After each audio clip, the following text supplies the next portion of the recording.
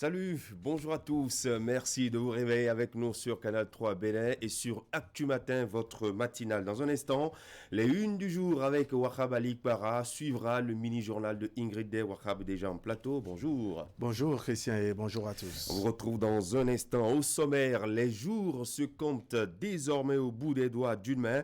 Dimanche prochain, nous serons le 11 avril, le jour de l'élection présidentielle, la 7e élection du Bénin démocratique. Les candidats, partis et acteurs politiques, sans oublier leurs militants, jettent leurs dernières armes dans la bataille avant le jour J.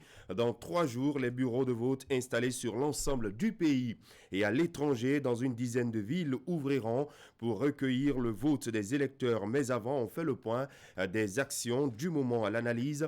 Les candidats en lice font de la jeunesse la pierre angulaire de leur projet présidentiel. Cette thématique est classée au premier plan des discours politiques. Nous verrons dans le décryptage au forum l'écho de cela et la partition de la jeunesse dans cette campagne électorale. La sent-on véritablement engagée dans le processus aux côtés des candidats dans cette compétition? Quel engouement dans la campagne et pour cette élection? On ne s'éloignera pas de l'actualité autour de la présidentielle. Herman Aliamboussou d'Andoura Lex et Lex nous offre un exposé des tests qui encadrent les élections. Il reçoit pour nous Dr Walter Folikwe. Il est docteur en droit public. Il parlera ce matin des actes illicites en période de campagne et le jour du scrutin. Bien avant, un regard sur l'animation politique du moment avec un des 5 partis qui portent le duo Patrice Talon, Mariam Talata. L'UDBN, Union démocratique pour un Bénin nouveau, est au front et prend une part active dans la campagne électorale. Son action sur le terrain nous sera dévoilée. Dr Fanny Humponu Aouia est la directrice de campagne du parti. Sur Actu Matin, vous aurez dans la deuxième partie les sports avec Ali Moumouni et puis la revue de presse de Narcisse Alossé. Merci de vous installer. Béninoises, Béninois, la Covid-19 tue lorsque les cas positifs ne sont pas diagnostiqués à temps. Pour éviter d'en être victime, le dépistage précoce est la solution. Il est indispensable d'aller en consultation dès l'apparition du moindre symptôme. Pour rappel, les signes courants qui font penser à la Covid-19 peuvent être la fièvre, la perte du goût ou de l'odorat, l'éternuement, l'écoulement nasal, la toux, l'irritation de la gorge, les difficultés respiratoires, etc. Dès l'apparition de l'un quelconque de ces signes ou de plusieurs à la fois, rendez-vous immédiatement dans l'un des centres de dépistage ouverts sur toute l'étendue du territoire national ou dans un centre de santé ou appelez le numéro vert 136. Pour tout savoir sur l'épidémie du coronavirus au Bénin, rendez-vous sur le site web www.gouv.bj/coronavirus. Ceci est un message du gouvernement de la République du Bénin.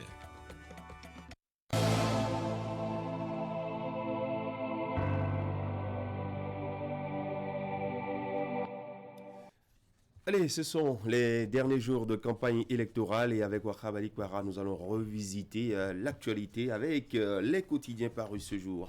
Oui, rebonjour Christian, rebonjour à tous. L'actualité nationale est toujours dominée par les questions politiques en lien avec la présidentielle du 11 avril prochain. Fraternité fait écho donc des cas de violence enregistrés ces derniers jours. Tensions politiques dans certaines localités du Bénin, rallumer la flamme de la paix pour préserver la patrie. Des organisations de la société civile lancent un appel à la voix et à l'action des leaders religieux et des sages. Présidentielle de 2021, le Koufo s'aligne derrière le duo Corentin Coroué et Irénée Agossa. Scrutin du 11 avril, l'UDBN de Claudine Prudencio mobilise les étudiants pour le duo Talon Talata. À la une maintenant de la nation, zone industrielle de Glodjigbe, c'est dans la commune d'Aboumey-Calavi, une société de fabrication de véhicules électriques s'installe. Le journal qui nous apprend donc que la signature du protocole d'accord consacrant l'installation de cette société s'est déroulée hier mercredi en présence des deux parties, et précisément au cabinet du ministre béninois chargé de l'économie et des finances.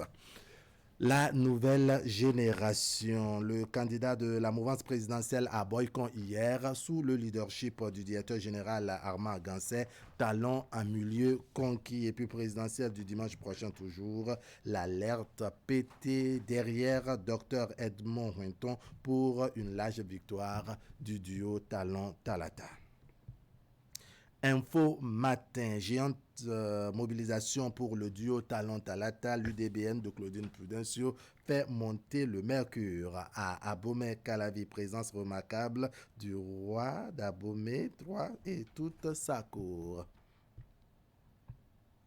Quotidien L'actualité présidentielle du 11 avril prochain, l'UDBN conquis Calavi et environ pour la victoire du duo Talon-Talata. Scrutin du 11 avril, liste des 10 pièces validées par la Sénat. Quotidien d'Abaro du Septentrion, 7e circonscription électorale, le bloc républicain bloc Bemberek pour le duo Talon-Talata. Et puis élection présidentielle au Bénin, ce que pensent faire les duos candidats. Le chasseur info, appréciation du niveau des enseignants du supérieur par le chef de l'État. L'intersyndicale réplique à Talon et puis thèse à l'IMSP UAC. Marie-Reine Angélique Kako, première femme béninoise, docteur en statistique, probabilité. Le potentiel présidentiel du 11 avril, Corentin Coroué installe la vague orange dans le département du Koufou. Et puis, faux débat sur la fin du mandat de Talon et heure dans certaines villes du Bénin, des politiciens vandales à l'œuvre avec l'arme de la manipulation. La cloche, campagne électorale dans la 11e circonscription électorale, adhésion totale du Koufou à la vague orange. Tension préélectorale, à qui aurait profité un Bénin détruit et saccagé, s'interroge le journal. Le matinal, acte de vandalisme pour exiger la fin du mandat présidentiel, un projet de déstabilisation du Bénin téléguidé de l'extérieur. Le matinal qui nous apprend que des relais locaux sont payés, des prostituées violées et dépouillées par les manifestants à Parakou. Soleil levant, présidentielle du 11 avril prochain à Abomey-Calavi pour Talon-Talata grâce à l'UDBN de Claudine Prudencio. Scrutin présidentiel, les corps constitués militants UP de Soava ratissent l'âge pour Talon-Talata et le maire Zanou et les siens en démonstration à Beki, c'était hier. Le journal de notre époque, présidentielle de 2021, Talon-Talata en apothéose ce jour à Porto-Novo. Émergence info, victoire du duo Talon-Talata à Womé dans la commune d'Abomey-Calavi. L'UDBN de Claudine Prudencio associe sa mobilisation à l'exhortation de la paix. Le Clairon, tournée de sensibilisation de Madame la ministre en charge de l'enseignement supérieur et de la recherche scientifique. Éléonore Yahi, la décan, appelle la jeunesse estudiantine à voter massivement Talon-Talata. Le Clairon qui nous apprend également que le duo Corentin Coroué et René Agossa dénonce la confiscation de la communication autour de l'élection. Carte sur table, tournée de sensibilisation du ministre de l'Enseignement supérieur, l'adresse de Éléonore Yahi, la décan à la jeunesse étudiantine a voté massivement pour le duo Talon-Talata de Sakété à Bomé. La décousse AC Ghislaine Fagbouon appelle à une large victoire. Le Soleil Bénin Info, manifestation dans diverses régions du Bénin et actes de vandalisme. L'opposition invitée à mettre de l'eau dans son vin. Quotidien Le Télégramme, tête à tête à la Sénat, Emmanuel Tiando et Joseph Djogbenou satisfaits du niveau d'organisation du scrutin. Et puis violence en période électorale, le parti Les Démocrates regrette les incidents du mardi 6 avril 2021. quotidien Le Meilleur. Campagne pour la présidentielle du 11 avril prochain. Patrice Talon descend à Porto Novo ce jour. Et puis pour réaliser un chaos du duo Talon-Talata le 11 avril prochain, les militants UDBN des 9e et 10e arrondissements de Cotonou rassurent Claudine Prudencio. Bénin intelligent pour finir, Christian Dandéjan, victoire du duo Talon-Talata, l'UDBN de Claudine Prudencio intensifie ses actions et puis fabrication de véhicules électriques. Une société s'installe à Glo-Djigbe. Le protocole d'accord consacrant donc l'installation de cette société s'est déroulé hier au ministère de l'économie et des finances. Voilà, Christian, ce que nous apprennent nos confrères de la presse écrite avec Fraternité qui revient donc sur les tensions politiques dans certaines localités du Bénin. Rallumer la flamme de la paix pour préserver la patrie. C'est le titre du quotidien Fraternité paru ce matin. Voilà, les journaux qui sont une fois encore largement revenus sur l'actualité électorale et vous venez de le constater avec Wahab Alikbara qui venait donc de nous présenter les unes des journaux. En fin d'édition, on va y revenir avec Narcisse Alossé qui est en train de lire pour nous la presse nationale. Mais avant, au forum de discussion, eh bien, on reviendra ce matin sur un certain nombre de sujets sur lesquels nous aurons à élaborer avec les débatteurs. Scrutin présidentiel de 2021, ça fait au compteur J-3. Le dimanche 11 avril, c'est bien sûr le dimanche de toutes les attentes. On parlera également de cette campagne électorale qui est en cours avec la participation de la jeunesse béninoise. Que fait-elle véritablement pendant cette campagne électorale? Et que veut-elle pour son avenir? Question que nous poserons tout à l'heure aux débatteurs. On dira également un mot sur cette signature de convention pour l'installation d'une usine de fabrication de véhicules électriques dans la zone industrielle de Glo-Djigbe. La première société a désormais l'autorisation de s'installer en République du Bénin. Et si nous avons le temps, on dira un mot sur ces propos de Alassane Dramane Ouattara, président de la Côte d'Ivoire, qui, dans une déclaration hier, affirmait, je cite, Laurent Gbagbo et Charles Blé Goudé sont libres de rentrer en Côte d'Ivoire quand ils le souhaitent. On parlera politique également avec notre invité du jour, Dr Fanny Hunkonu. Oui, elle est directrice de campagne du parti UDBN. On fera un point du déroulement de la campagne électorale au sein de cette formation politique. Et puis, en ouverture de deuxième partie, Herman Anyambousso d'Andourales Sedlex recevra Dr Walter Folikwe, les docteurs en droit public. On parlera des actes illicites prévus et punis par la loi en période électorale. Merci de prendre tous ces rendez-vous. Installez-vous confortablement. Dans un instant, le mini-journal avec vous, Ingrid. Bonjour les titres. Bonjour Christian, bonjour à tous et bienvenue dans cette session d'information. Nous voici les titres. Face aux hommes des médias mardi dernier, le maire de Cotonou a fait le point des réalisations dont a bénéficié sa municipalité sous le régime Talon. Le Catropo appelle par la même occasion les populations à voter massivement le duo Talon-Talata pour la continuité des actions. La zone économique spéciale de Glo-Djigbe enregistre sa première unité de transformation spécialisée dans la production des véhicules électriques. En témoigne cette signature de protocole qui a eu lieu hier au ministère de l'économie et des finances. Voilà, le développement de ces titres, ce sera avec vous, Ingrid. Merci de vous installer.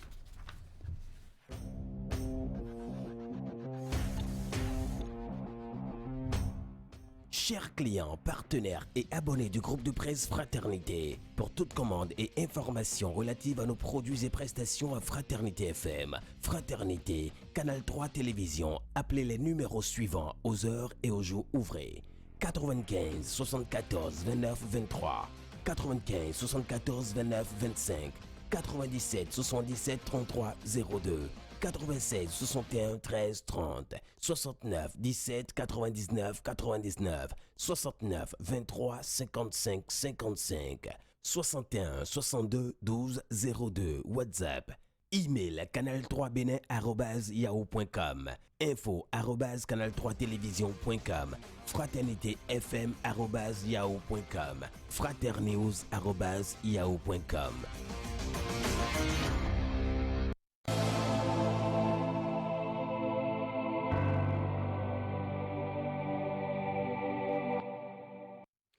C'est une déclaration du maire de Cotonou sur les réformes engagées par le chef de l'État depuis son accession au pouvoir et ce au profit de la municipalité de Cotonou. Mardi dernier, en présence de plusieurs personnalités, Luc Setonji Atrokpo a appelé à la mobilisation générale autour du duo Talon Talata pour la continuité de ses actions. Je vous propose de suivre ici un extrait de ses propos. Au cours du quinquennat qui touche à sa fin, nous ne le dirons jamais assez, Cotonou a bénéficié de réalisations concrètes, historiques et inédites. Nous pouvons citer, entre autres réalisations, la mise en place de la société de gestion des déchets qui a une solution à l'assainissement et à l'hygiène dans la ville de Cotonou. L'asphaltage des rues de la ville de Cotonou sur 66 km. La rénovation déjà en cours du stade Mathieu Kéréko. Nous remercions vivement le président de la République et son gouvernement pour ces œuvres gigantesques et titanesques sans précédent qui marquent notre mémoire. Nous avons ainsi donc bien vu qu'un autre destin est possible pour Cotonou. Rêvons beau et grand encore pour notre ville. Il y va avant tout du bonheur de nous, ses habitants.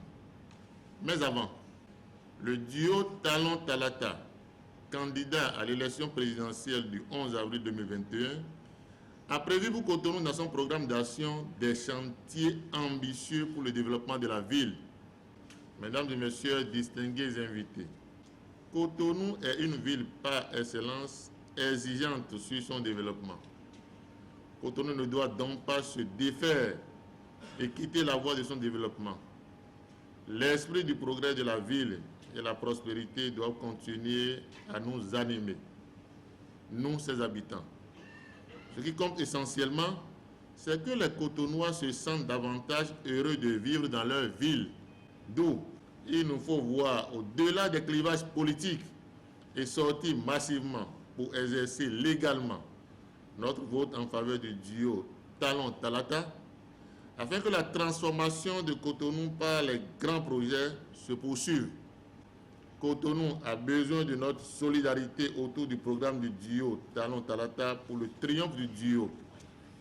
Cotonou a besoin de cet élan de solidarité venant de nous, ses concitoyens, pour son développement.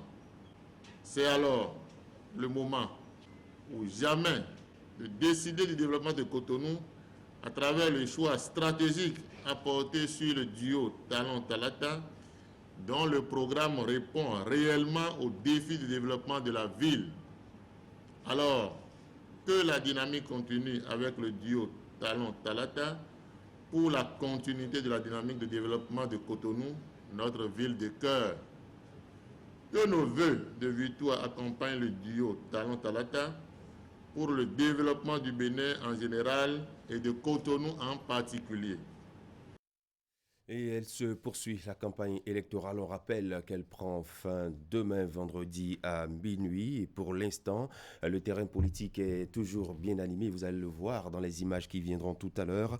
Les membres du parti Union progressiste ont initié une grande caravane à travers la ville de Cotonou, Ingrid. Oui, Christian, elle est organisée par la coordination du 16e circonscription électorale. Son objectif, inciter les habitants de la municipalité de Cotonou à voter pour le duo Talon Talata. Les précisions avec Asomon Kanyasomon.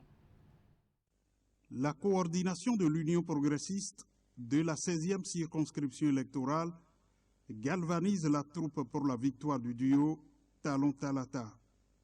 Dirigée par le maire de la municipalité de Cotonou, Luc Atrokpo, la coordination a organisé des caravanes dans les 7e, 8e, 9e, 10e, 11e, 12e et 13e arrondissements.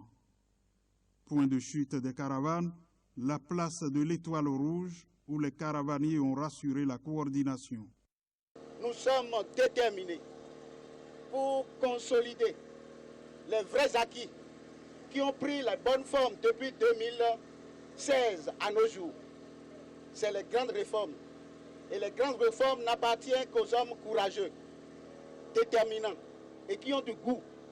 Et c'est à ça que nous sommes attelés Et durant toute la période jusqu'à vendredi, on va occuper toutes les ruelles. Lucas Tropo demande alors aux militants de la 16e de le soutenir. Je rappellerai au chef de l'État tout le temps qui s'est engagé vis-à-vis de Cotonou et qui doit faire plus que ce qu'il a dit. Mais pour que je le fasse, il faut que les Cotonnoises et les Cotonnois me donnent la force de le faire. La force, c'est quoi? C'est le geste du 11 avril. C'est aller voter le 11 avril pour que je dise au chef de l'État, mais Monsieur le Président, vous voyez comment Cotonou a voté pour vous, mais avec ce que Cotonou a fait là, vous êtes obligé de revoir même votre programme et d'aller au-delà de vos promesses. Après la visite de l'Étoile Rouge, Lucas Tropo s'est rendu dans le 13e arrondissement. Ici, à la Maison du Peuple d'Agla, le maire a écouté les difficultés auxquelles font face les uns et les autres. Occasion pour lui de les rassurer sur l'engagement du chef de l'État, Patrice Talon, à faire de Cotonou une belle municipalité.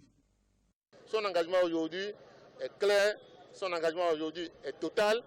Il veut faire plus que toute autre personne. Et cette chance-là, saisissons-la. Elle me paraît unique. Dieu va nous aider à ce que le 11 avril, tout se passe bien dans la paix et dans la joie, dans une certaine convivialité, dans une certaine fraternité. Et quand on demande à Dieu, on l'a toujours considéré qu'on l'a déjà. Donc sortons tous pour aller voter. Votons à Cotonou plus que dans toutes les autres villes du Bénin. Et nous dirons, Cotonou a fait plus que toutes les villes, donc Cotonou doit obtenir plus que toutes les villes.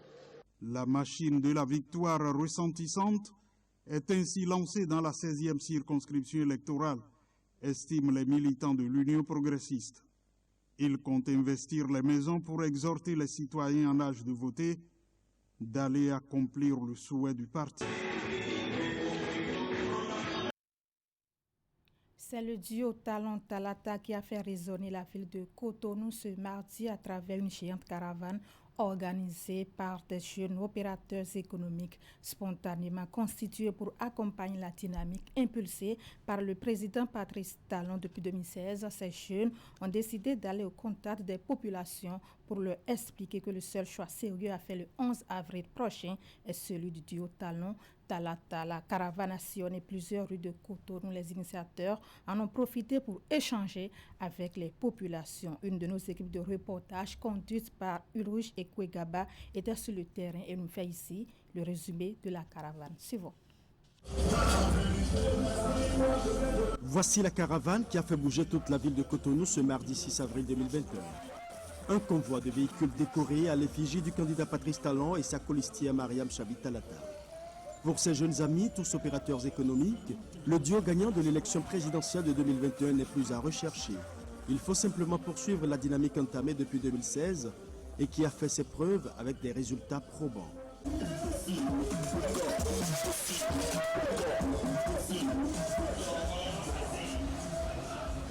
Talon, déjà c'est le développement, c'est une continuité dans tout ce qui est infrastructure, développement, réforme et tout. Donc si aujourd'hui vous constatez qu'il y a une joie autour de nous, c'est qu'on trouve en ce monsieur un modèle qui est vraiment unique au Bénin qu'on n'a jamais vu.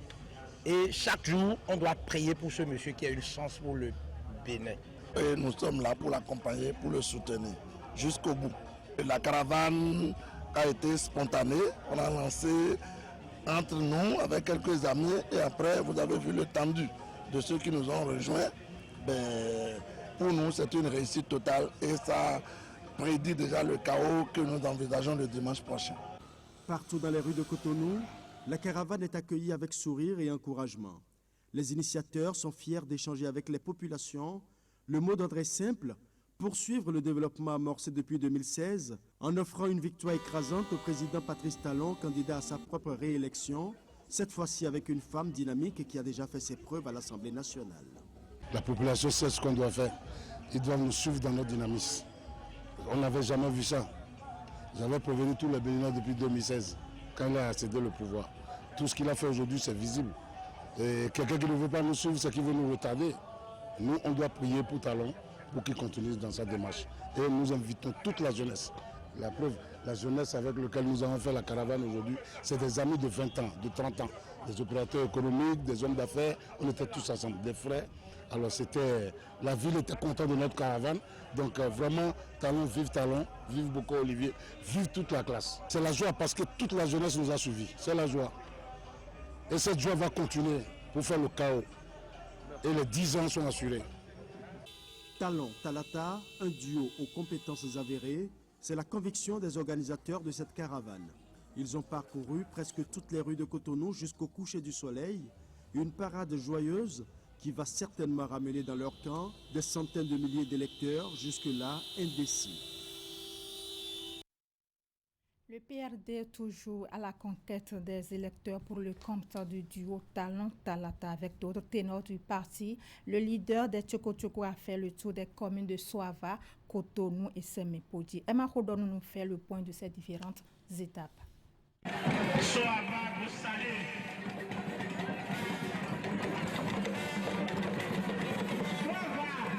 12e jour de campagne et 12e jour d'intense activité politique pour le président du PRD.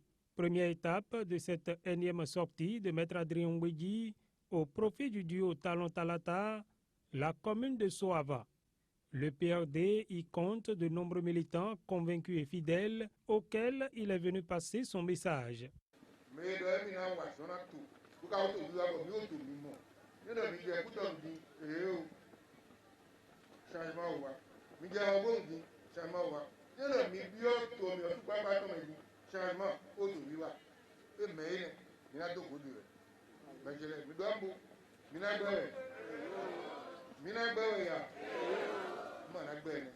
Patrice Talon, pour Talata, il y a Dromaou, il y a des gens qui bien non. Navo, Dide, Gaïgé, mettons, et là, bon, le soir va quand même.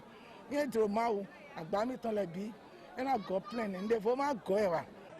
Après Soava, l'infatigable Adrien Ngwedji a mis le cap sur la 15e circonscription électorale.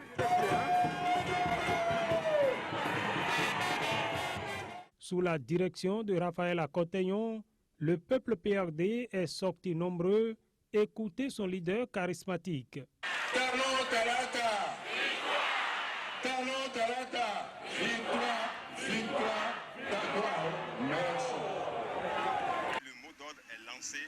Nous allons ratisser vraiment dans tous les recoins afin que la victoire soit totale pour le duo Talon Talata le 11 avril 2021. Cette journée de campagne a été bouclée à Semepodi. Ici, c'était l'apothéose. Charlemagne Rompfort était à la manœuvre pour cette gigantesque mobilisation des Tchoko, déterminés à suivre à la lettre les consignes de Maître Adrien Ngwedji. Vous savez, Semé est une citadelle imprenable du PRD. Et donc, quand le PRD se mêle dans une danse, il va sans dire que l'effervescence constatée reste de droit.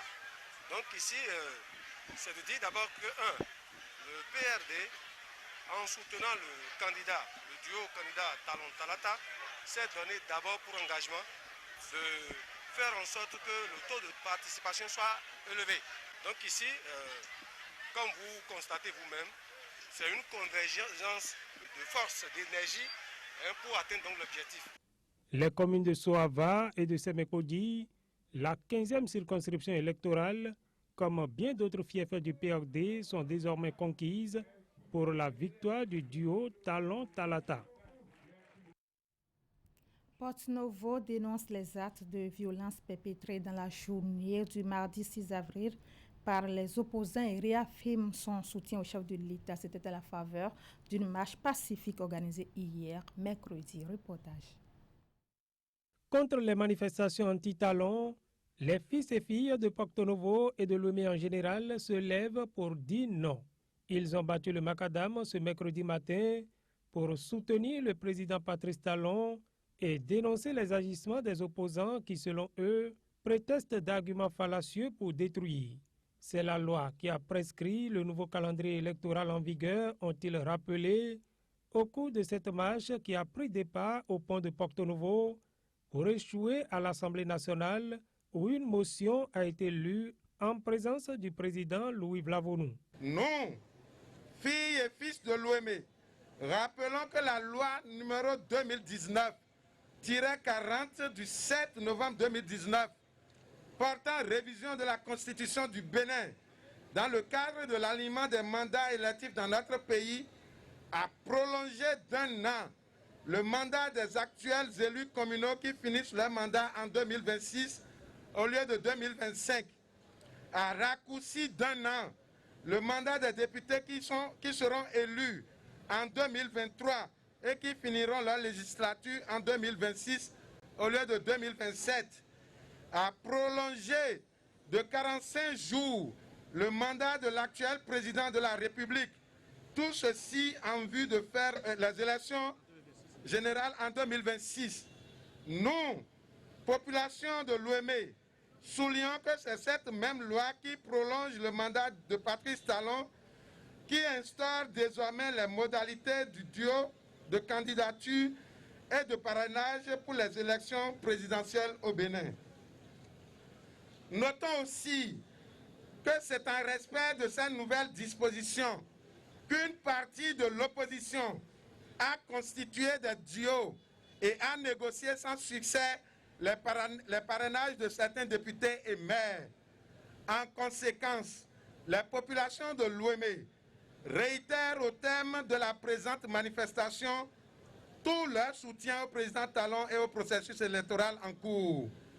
Invite la Sénat, la Cour constitutionnelle et toutes les autres instances impliquées dans l'organisation des présentes élections présidentielles à continuer leur mission jusqu'à la proclamation définitive des résultats des dites élections et la prestation de serment du nouveau président qui sera élu. Invite les forces de l'ordre à garantir la quiétude des paisibles citoyens, la sécurité de leurs biens et celle du patrimoine de l'État.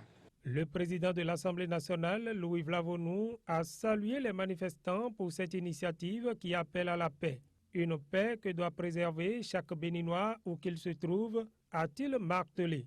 Que chacun d'entre nous qui nous écoute ici s'internalise cette parole sacrée de Monseigneur Isidore de Souza qui nous a dit, et nous le retenons et le répétons encore, qu'aucun bain de sang n'éclabousse un seul fils de ce pays. C'est pourquoi je vous encourage à continuer d'œuvrer pour cette démarche pacifique et je vous envoie en mission auprès de tous vos mandants pour vous qui êtes élus et pour les autres dans vos familles respectives à proclamer cela à temps et à contre-temps. Et que l'Esprit Saint touche les cœurs de ceux-là qui prennent la violence et avec sa puissance transforme le cœur de pierre en cœur de chair afin que le peuple puisse vivre pacifiquement de sa démocratie. Votre motion sera transmise à qui de droit. Je vous remercie. Les femmes transformatrices de produits agricoles soutiennent elles aussi le duo Talon-Talata. C'est une rencontre placée sous la tutelle de l'Organisation des femmes républicaines qui s'est déroulée hier à Cotonou. On retrouve Ulrich Gaba. Talon-Talata. L'association communale des femmes transformatrices de produits agricoles rentre dans la dynamique du développement. Alors que la fièvre électorale égrène ces derniers jours, ces femmes ont décidé de donner de la voix pour exhorter toute la jeune féminine à choisir le duo Talon-Talata le 11 avril prochain. Oui, attendez. Togan, Lopowa, Mokaï, président Patrice Talon. Et Kawabono, Noémie Tonléo. Fide, quoi alors, Ekokpe? Emina Kpon, Adjo. Yeme bini femme me. Boni wande. Finewe. Mika Mais oui, mais attends que c'est on il me dit plein de lait. Beta de mindo da un groupement de femmes de mindo da un bon alors. Mi wuzu ajo wa tolo. I mon coton de wa bodo mindo ni gosilo yame on. Vienio mindo na hoka. Bona wale na kwe attendre vos goni. Réunies autour de leur marraine, les femmes transformatrices de produits agricoles ne veulent pas perdre cette chance unique pour le Bénin, celle de voir les femmes œuvrer et passer brillamment le cap de l'autonomisation grâce au chantre du nouveau départ, candidat à sa propre réélection.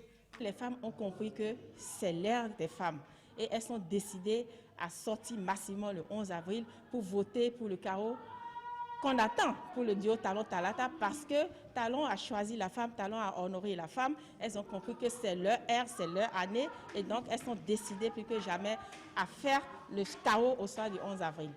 Pour la marraine de l'événement, il n'y a plus aucun doute sur la victoire du duo Talon Talata au soir du dimanche 11 avril 2021. Elle exhorte les autres femmes, qu'elles soient du bloc républicain ou non, à voter utile en mettant dans l'urne le duo Talon Talata.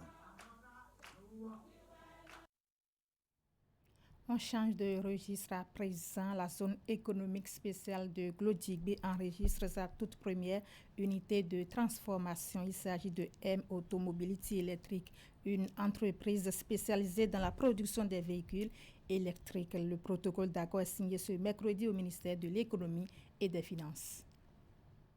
Remise de protocole d'accord précédé de signature de M Auto Electric Mobility.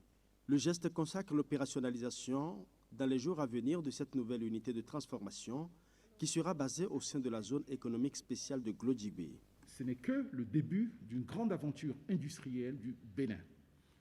M-Auto lance aujourd'hui ce processus qui doit aboutir à la transformation structurelle de notre économie.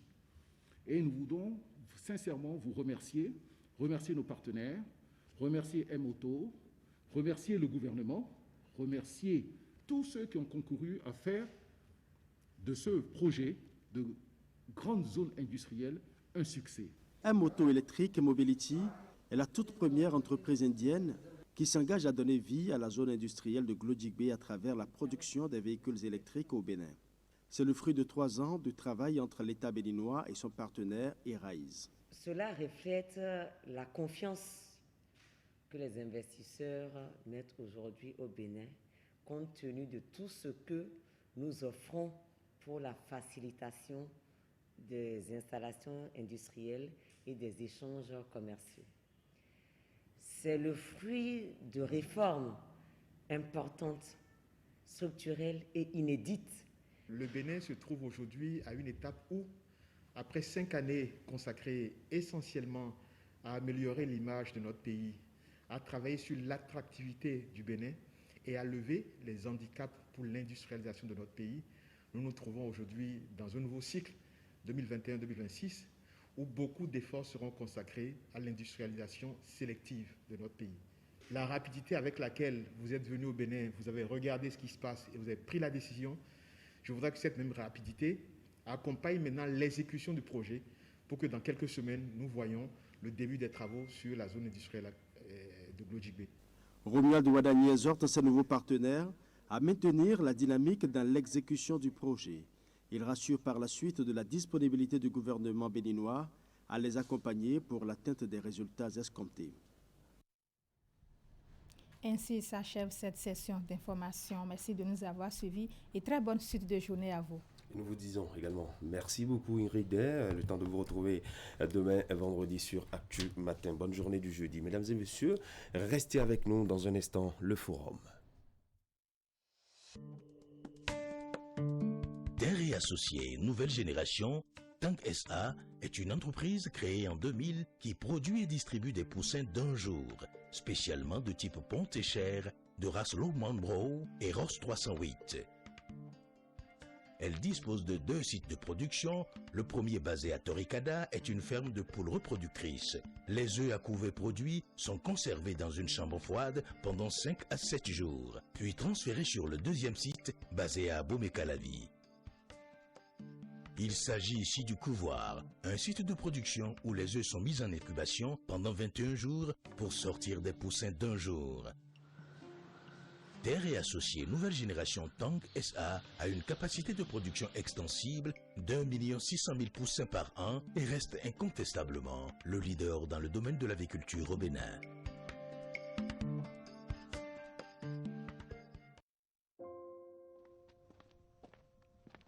Hey, Stan, où est ta voiture? Encore en panne. Et pourtant, j'ai fait récemment ma révision. Je ne sais pas à qui tu confies habituellement ta voiture, mais tu devrais opter pour la sérénité et la sécurité. Va chez Midas. Midas? Midas! Rendez-vous chez Midas, votre nouveau centre d'entretien automobile à Cotonou. Notre équipe qualifiée et formée sur les équipements de dernière génération possède un diagnostic systématique avant toute intervention et s'occupe également de votre révision conformément au plan d'entretien préconisé par votre constructeur. Nos techniciens interviennent aussi sur le freinage, la batterie, la suspension, mais également la climatisation, la distribution, l'embrayage et l'échappement. Stan, c'est quoi ce sourire-là? Mon ami, c'est le sourire de plaisir retrouvé. Toi, tu es allé chez Midas. Midas, pour vous, on se dépasse. Depuis toujours, les hommes ne cessent d'explorer, découvrir, faire des rencontres, se déplacer pour diverses raisons. Mais lorsque la qualité d'un voyage sort de l'ordinaire et de la routine pour devenir plaisir, on l'appelle Vitesse Press. Vitesse Press, votre nouvelle compagnie de transport en bus, une nouvelle expérience pour de nouvelles aventures. Avant votre départ, profitez d'une magnifique salle d'embarquement climatisée avec connexion Internet et télévision par satellite. Une fois à bord des bus Vitesse Press, laissez-vous bercer par le siège confortable et inclinable, leur grande vitre panoramique. Aussi, bénéficiez du Wi-Fi gratuit à bord, de prises électriques 220 volts pour recharger vos appareils électroniques. Et comme ne faisons pas les choses à moitié, une hôtesse est à votre disposition de jour comme de nuit pour votre bien-être. Innovation, confort, sécurité, Vitesse Press, une nouvelle expérience voyage en bus de Cotonou vers l'intérieur du Bénin. Complément d'information 68 81 81 81 www.vit.express.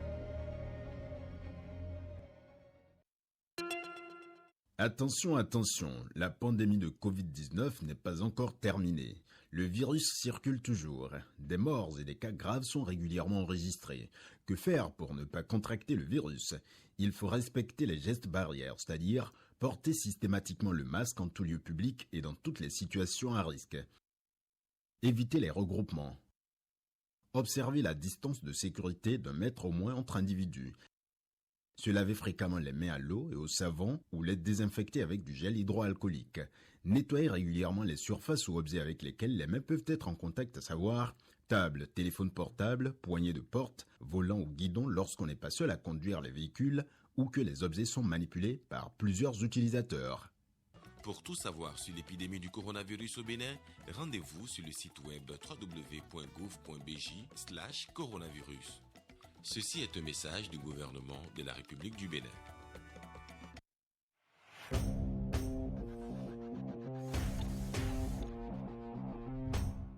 Chers clients, partenaires et abonnés du groupe de presse Fraternité, pour toute commande et information relative à nos produits et prestations à Fraternité FM, Fraternité, Canal 3 Télévision, appelez les numéros suivants aux heures et aux jours ouvrés. 95 74 29 23, 95 74 29 25, 97 77 33 02, 96 61 13 30, 69 17 99 99, 69 23 55 55, 61 62 12 02, WhatsApp. Email canal3bénin@yahoo.com, info@canal3télévision.com, fraternitéfm@yahoo.com, fraternews@yahoo.com.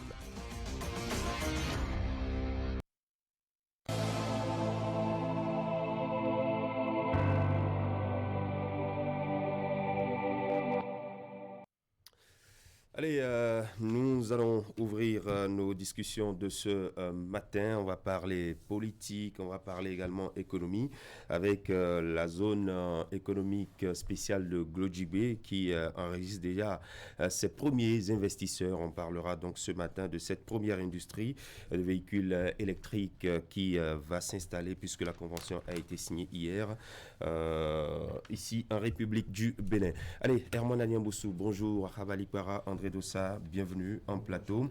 2 semaines de campagne ouverte le 26 mars. Elle prend fin demain vendredi 9 avril 2021 à minuit.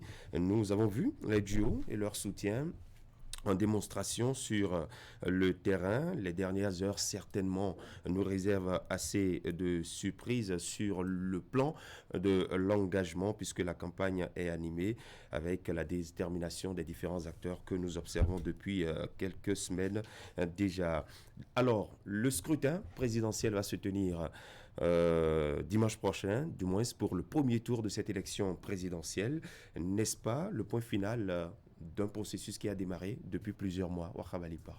Oui, ce sera le point final si on en arrive le 11 avril et qu'on traverse cette journée ou cette période en bonne santé, sans violence, dans la quiétude nécessaire. Et comme vous le disiez tout à l'heure, c'est un nouveau défi qui s'ajoute aux défis peut-être déjà préparés par les différents duos, ceux-là qui vont donc à l'assaut de l'électorat, qu'il faut tenter de convaincre à travers le contenu du projet de société, ce qu'on envisage, ce qu'on ambitionne pour le Bénin. Mais vous n'êtes pas sans savoir que les événements du 6 avril dernier amènent donc les différents duos à ajouter à leurs éléments de langage la question de la paix, la non-violence en période électorale. Parce que une chose est certaine, à des étapes données, en tout cas après le 6 avril, à des étapes données, il n'y a que les populations qu'on invite à sortir voter massivement pour le duo de leur choix, n'est-ce pas, vont se demander est-ce que vous êtes sûr que le 11 avril, on n'aura pas ce que nous avons vécu le 6 avril dernier? Est-ce qu'il n'y aura pas des violences? Est-ce qu'il n'y aura pas des gens qui, sur la route, vont nous barrer la route, nous violenter, nous violer, etc. Parce qu'on a noté le 6 avril, donc, que toujours dans cette optique de voir le président partir, parce que certains s'accrochent encore à la constitution originelle de 1990 qui mettait donc fin au mandat du chef de l'État le 5 avril à minuit.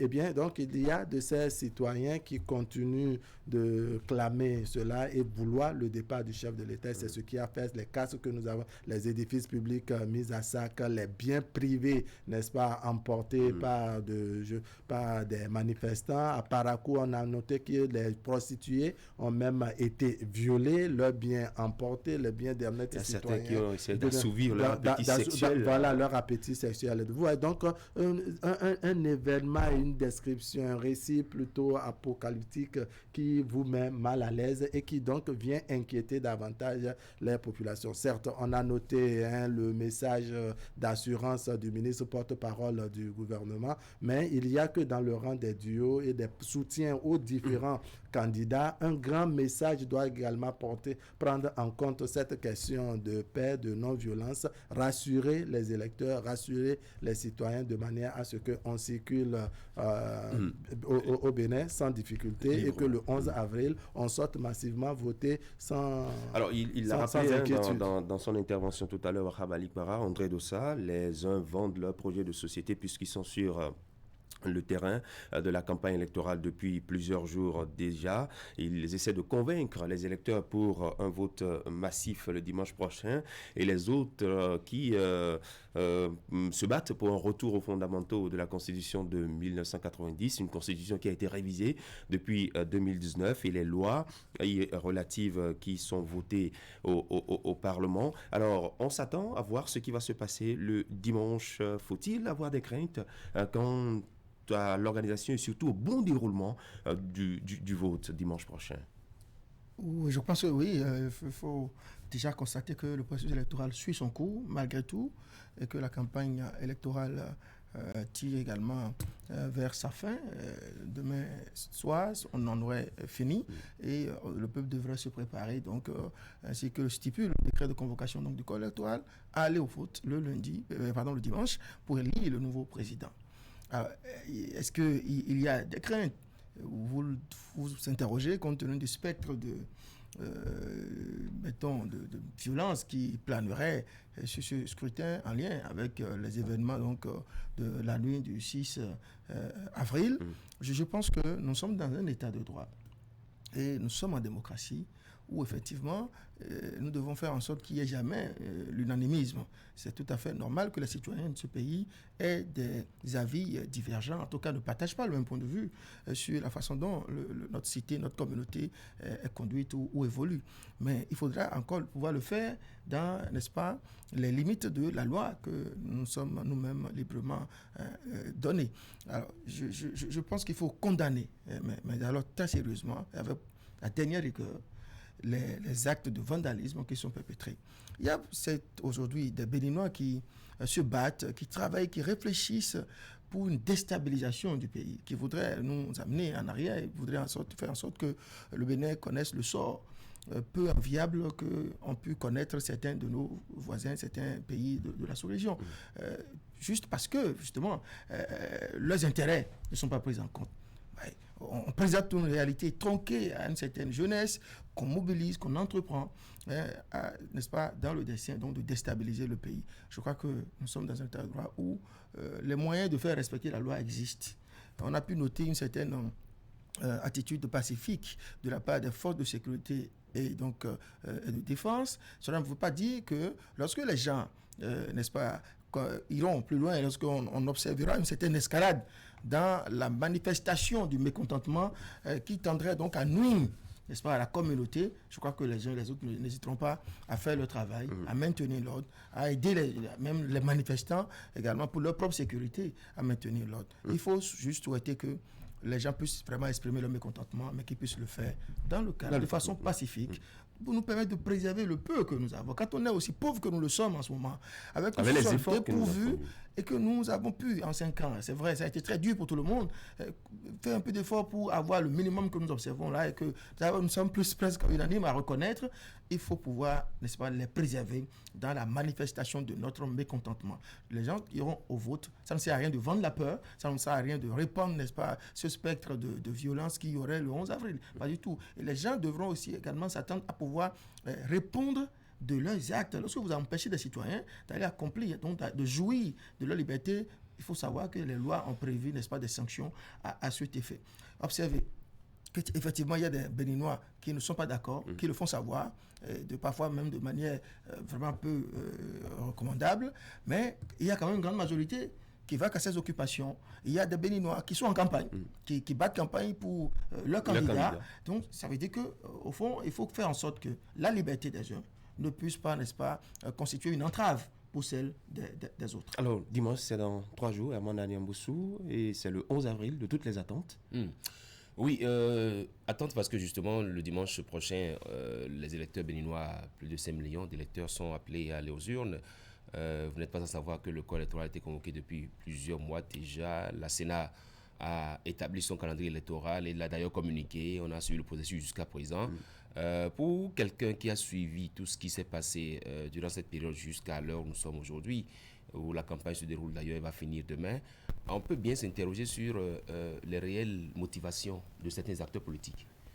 Parce que justement, quand on a accepté d'obéir ou quand on décide d'obéir à un pan d'une loi et qu'on dit l'autre pan de la loi ne nous intéresse pas, c'est comme si exactement on décide de dire bon, écoutez, vous avez voté une loi, mais bon, la loi nous intéresse sur un certain niveau, mais sur l'autre niveau, non.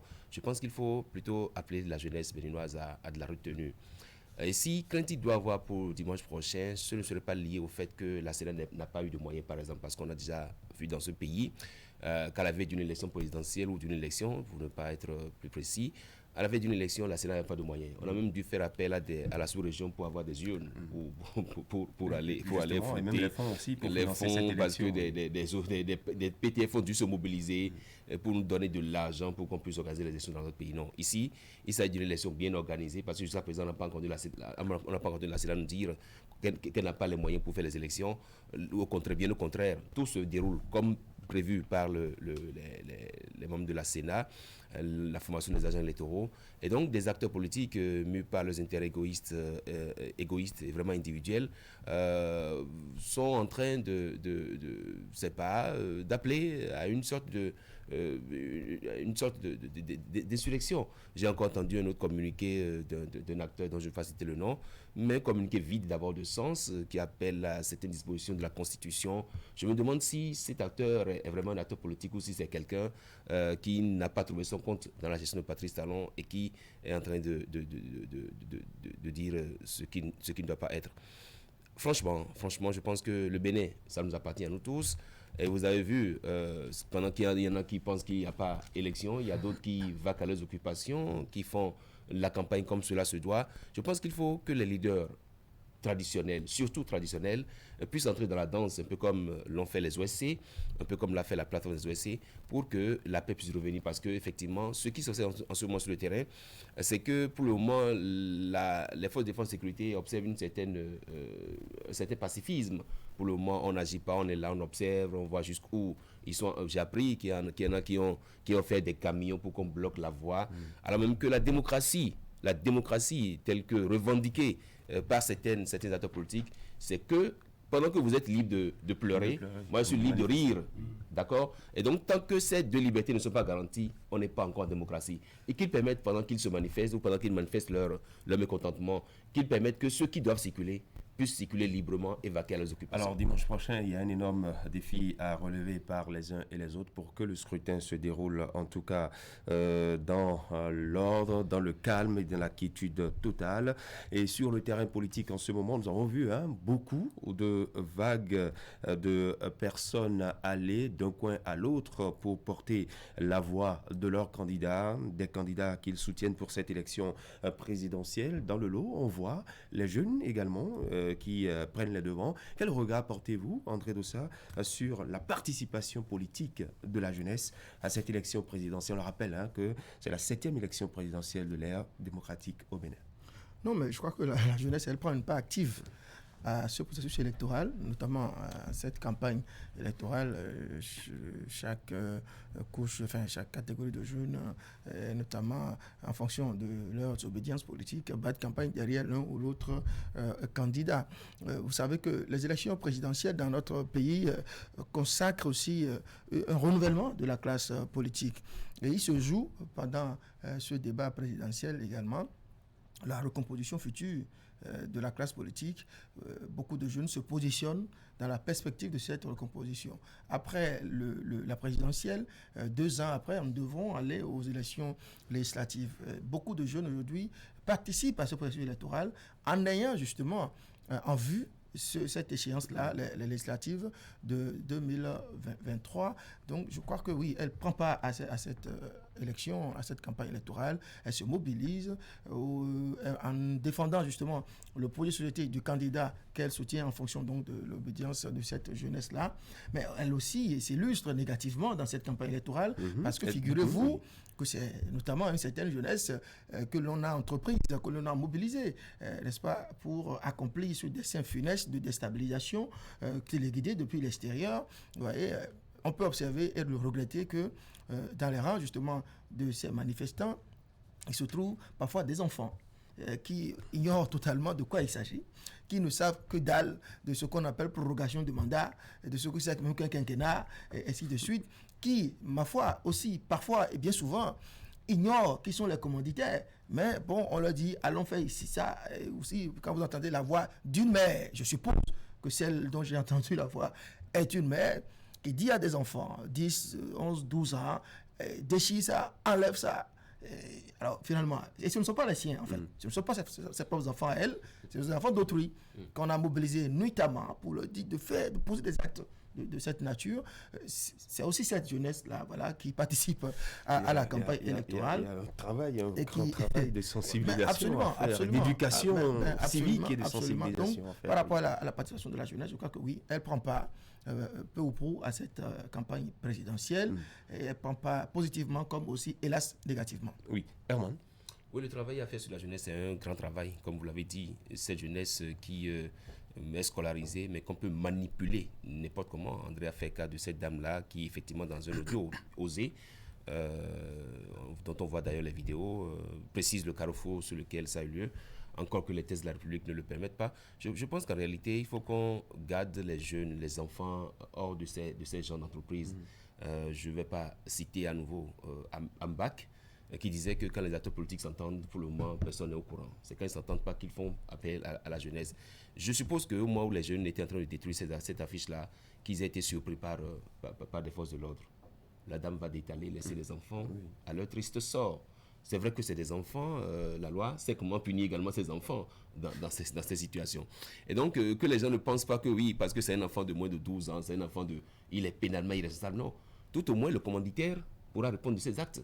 D'accord, donc je pense que c'est beaucoup d'éléments à la fois qu'il faut essayer de mettre dans la tête de cette jeunesse-là. C'est vrai, l'autre jeunesse qui prend part activement à cette élection parce que voulant se positionner également pour une sorte de renouvellement de la classe, une sorte de la classe politique. C'est juste ça, je pense que c'est aussi ça, oui, c'est clair parce que vous voyez que sur le terrain, il y en a même insoupçonnés qui n'étaient pas du tout acteurs politiques. Excusez, je ne savais pas Isidore Ouédor, acteur politique, mais j'ai découvert qu'il a mobilisé dans sa région de la population pour le compte d'un parti politique. Je pense que on découvre de plus en plus des gens, des cadres de ce pays qui font de ces mobilisations sur le terrain, et je pense que en dernier ressort, il faut quand même faire appel à des radios communautaires, à des radios associatives, parce que justement quand il y a crise dans une région, dans une localité, ceux à qui on fait appel encore, c'est des journalistes. Et ceux-là, c'est ceux des radios communautaires.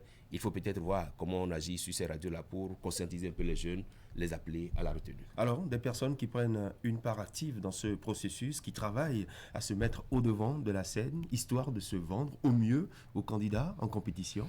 Oui, on peut le dire, mais toujours est-il qu'on note que la jeunesse prend une part active. Vous constatez sur le plateau ici toute une équipe de jeunes. Je crois que même à l'avènement, aux premières heures de l'avènement de la démocratie au Bénin, il n'y avait pas cette possibilité à la jeunesse de créer un plateau de discussion où l'opinion de la jeunesse est donnée. C'est trop osé ça, même si Canal 3 est le numéro 1 en la matière. Vous allez peut-être vous rapprocher des plus anciens, ceux que nous appelons aujourd'hui doyens. Ils vous diront que malgré leur doyenage, que ce n'était pas facile aussi. Donc c'est dire que chaque matin qu'on se lève, et surtout en cette période électorale, pour jouer cet exercice, pas de donneur de leçons, mais des veilleurs de conscience, de quelqu'un qui attire l'attention sur les détails et autres, c'est déjà nous jeunes, notre participation, n'est-ce pas, à cette élection, à ce processus électoral. Maintenant, quand on rentre dans le rang des acteurs politiques également, il y a, comme l'a dit Herman, de jeunes qu'on ne soupçonnait pas en politique. On les voyait peut-être opérateurs économiques, on les voyait dans le monde de l'éducation, en tout cas dans plusieurs secteurs, mais qui aujourd'hui, de pieds joints, atterrit en politique. De pieds joints. Je pense, oui, que depuis un certain moment, peut-être la réforme du système partisan, les différentes réformes qu'on a apportées pour nettoyer la classe politique, installer une nouvelle, a peut-être contribué à cela. Dans la commune d'Abomey-Calavi, vous allez noter que même dans l'équipe de campagne communale, il y a des jeunes. Je fais allusion par exemple à Crescent, je crois, à Gossa, à Gossou, voilà, Crescent. Vous voyez, donc ce sont des jeunes qui sont dedans. Par le passé, c'est des gens qui marchent, je dirais, à peine sans canne. Vous voyez, difficile difficilement. Des gens aux cheveux blancs et autres qui faisaient ce travail-là. Aujourd'hui, il y a un renouvellement de la classe politique. Il y a cette ambition qui vient en 2023, notamment l'élection communale, parce qu'à ce niveau, on peut parler de banc. Pour la présidentielle, c'est un fauteuil, ce n'est pas un banc où tout le monde peut s'asseoir. Mais au niveau des législatives, vous parlez des législatives de 2023 déjà. Les législatives de 2023, on peut supposer que c'est un banc où beaucoup auront de place et par conséquent, il faut qu'à travers la campagne, son activisme en ce moment, personnel, n'est-ce pas, on puisse quantifier sa chance pour pouvoir arriver à ce niveau. Maintenant, le volet négatif, faut pas l'oublier. On note également que c'est cette jeunesse que peut-être nous sommes allés un peu trop vite en besogne en pensant que la jeunesse est suffisamment conscientisée et qu'elle est mûre et qu'elle a mûri. Mais on a constaté que c'est cette jeunesse qu'on a réussi à facilement manipuler pour que dans nos régions, n'est-ce pas, elle puisse s'engager à faire un travail qui revient désormais aux partis politiques constitués, la formation de leurs militants, la formation des militants et pas seulement les partis politiques, parce qu'il y en a qui ne sont pas des militants, c'est-à-dire ils ne militent au sein d'aucun parti politique. Donc oui, les partis politiques doivent faire leur travail, les médias et même les radios communautaires doivent faire leur travail, les leaders religieux doivent également faire leur politique, parce que quel que soit ce qui se passe, que vous soyez militant d'une formation politique ou non, que vous ayez une coloration politique ou pas, c'est qu'au moins vous avez une religion, que vous avez, soit vous êtes dans les religions endogènes, vous êtes dans le christianisme, vous êtes dans l'islam,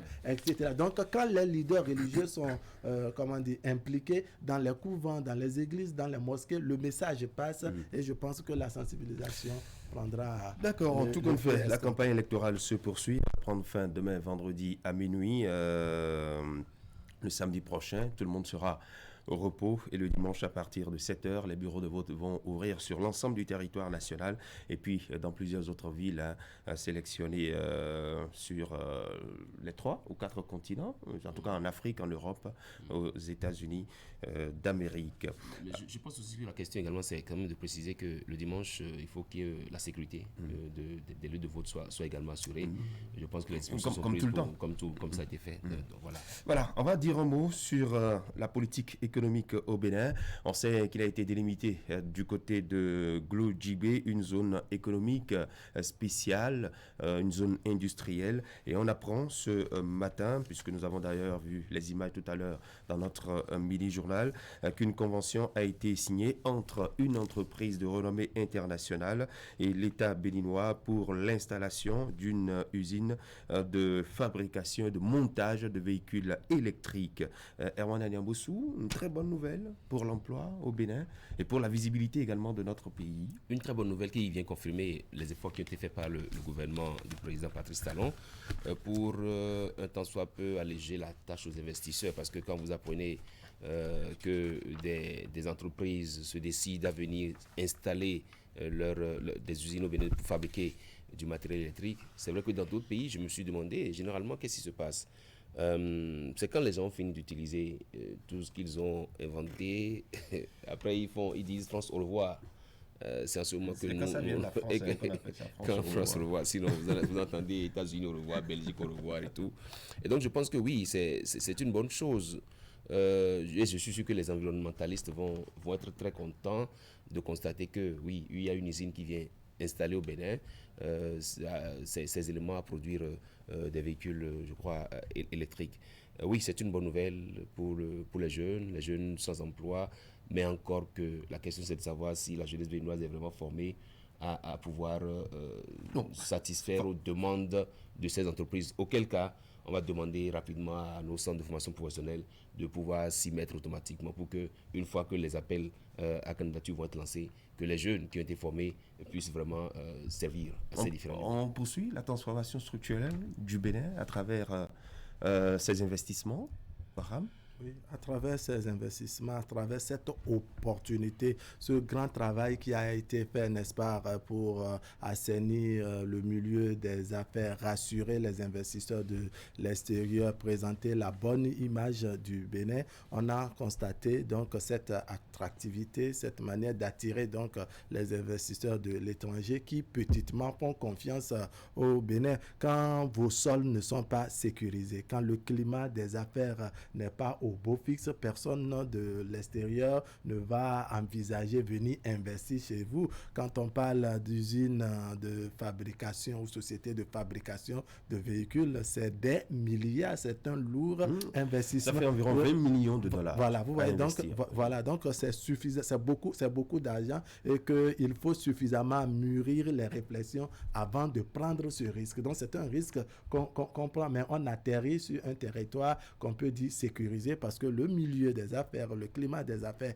a été assaini et puis ça rassure. Quand on revient maintenant sur les questions de formation, la question de main-d'œuvre, je pense que bon, c'est peut-être trop tôt de poser ce problème, mais dans un cas comme dans l'autre, quand l'usine va s'installer, nous comprendrons qu'avant, peut-être on n'en avait pas et qu'on faisait les formations dans nos centres de formation. Donc, c'était orienté seulement aux besoins du terrain. Avec ce qu'on nous propose, donc l'installation et très bientôt la création, la fabrication plutôt de véhicules électriques, on doit se dire, mais quand même, on aura des mécaniciens qui doivent s'orienter. Ceux qui peut-être faisaient la mécanique, je dirais, ordinaire, doivent savoir qu'on aura en circulation désormais des véhicules électriques et qu'ils doivent également renforcer leurs capacités à ce niveau. Vous demandez les centres de formation. Aux mécaniciens que nous avons écoutez, perfectionner autrement. Vous n'avez pas le choix.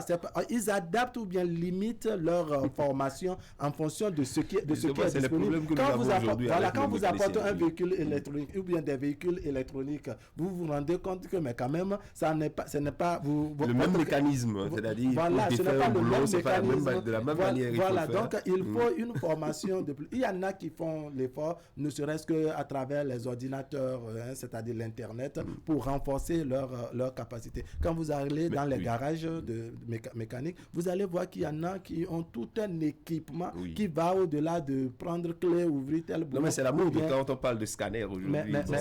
Donc je pense que c'est une très bonne opportunité. Herman parlait tout à l'heure de France au revoir, c'est-à-dire c'est quand c'est fatigué là-bas qu'on nous envoie. Peut-être qu'avec quelques années, nous-mêmes on commencera pas à dire Bénin au revoir, c'est-à-dire on va envoyer. En tout cas, il faut préciser que l'usine qui sera installée ici va produire des motos, des tricycles électriques destinés au marché africain. Donc ça va partir du Bénin.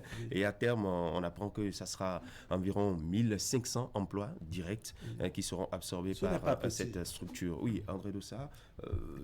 Quand j'ai fini de dire ça, il faut préciser que ça n'a rien à voir avec nos mécaniciens qui ont, comme vous le dites, scanner dans leur garage, mais qui ne savent même pas l'utiliser.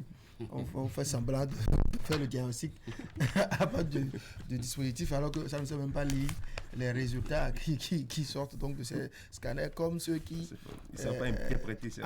enlèvent des pièces du moteur.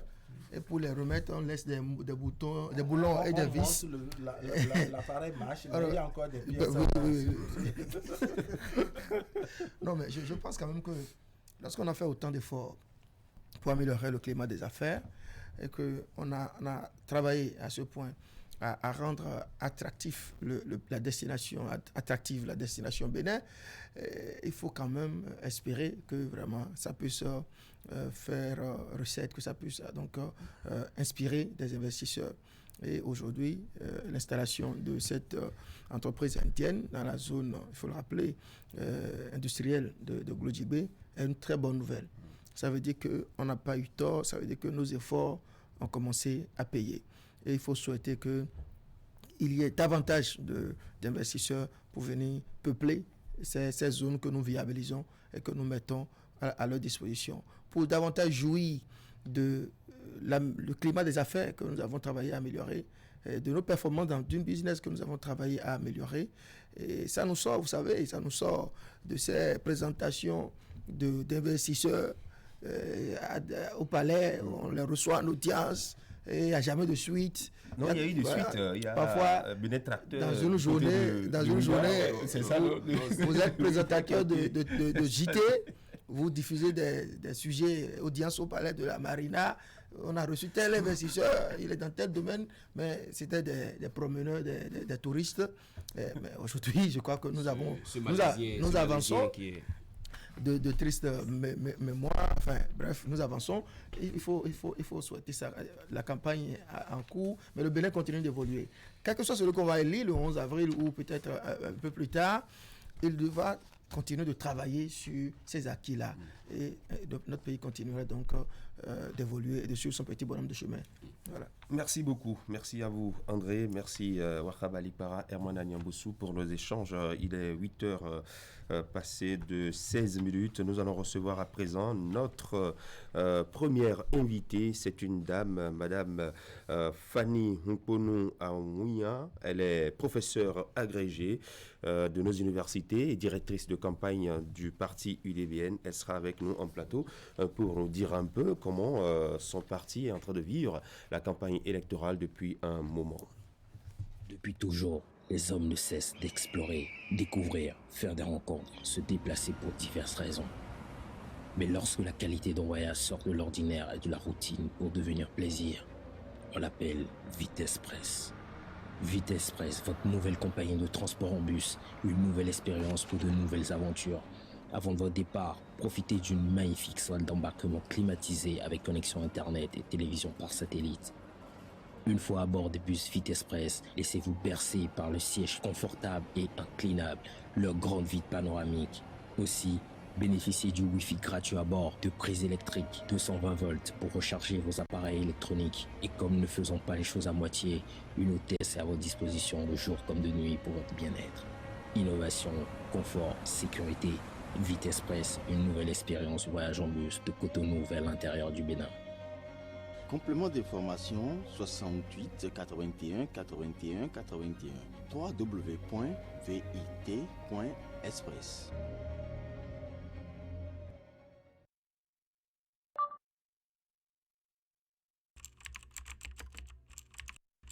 Votre chaîne Canal 3 Bénin à portée de main.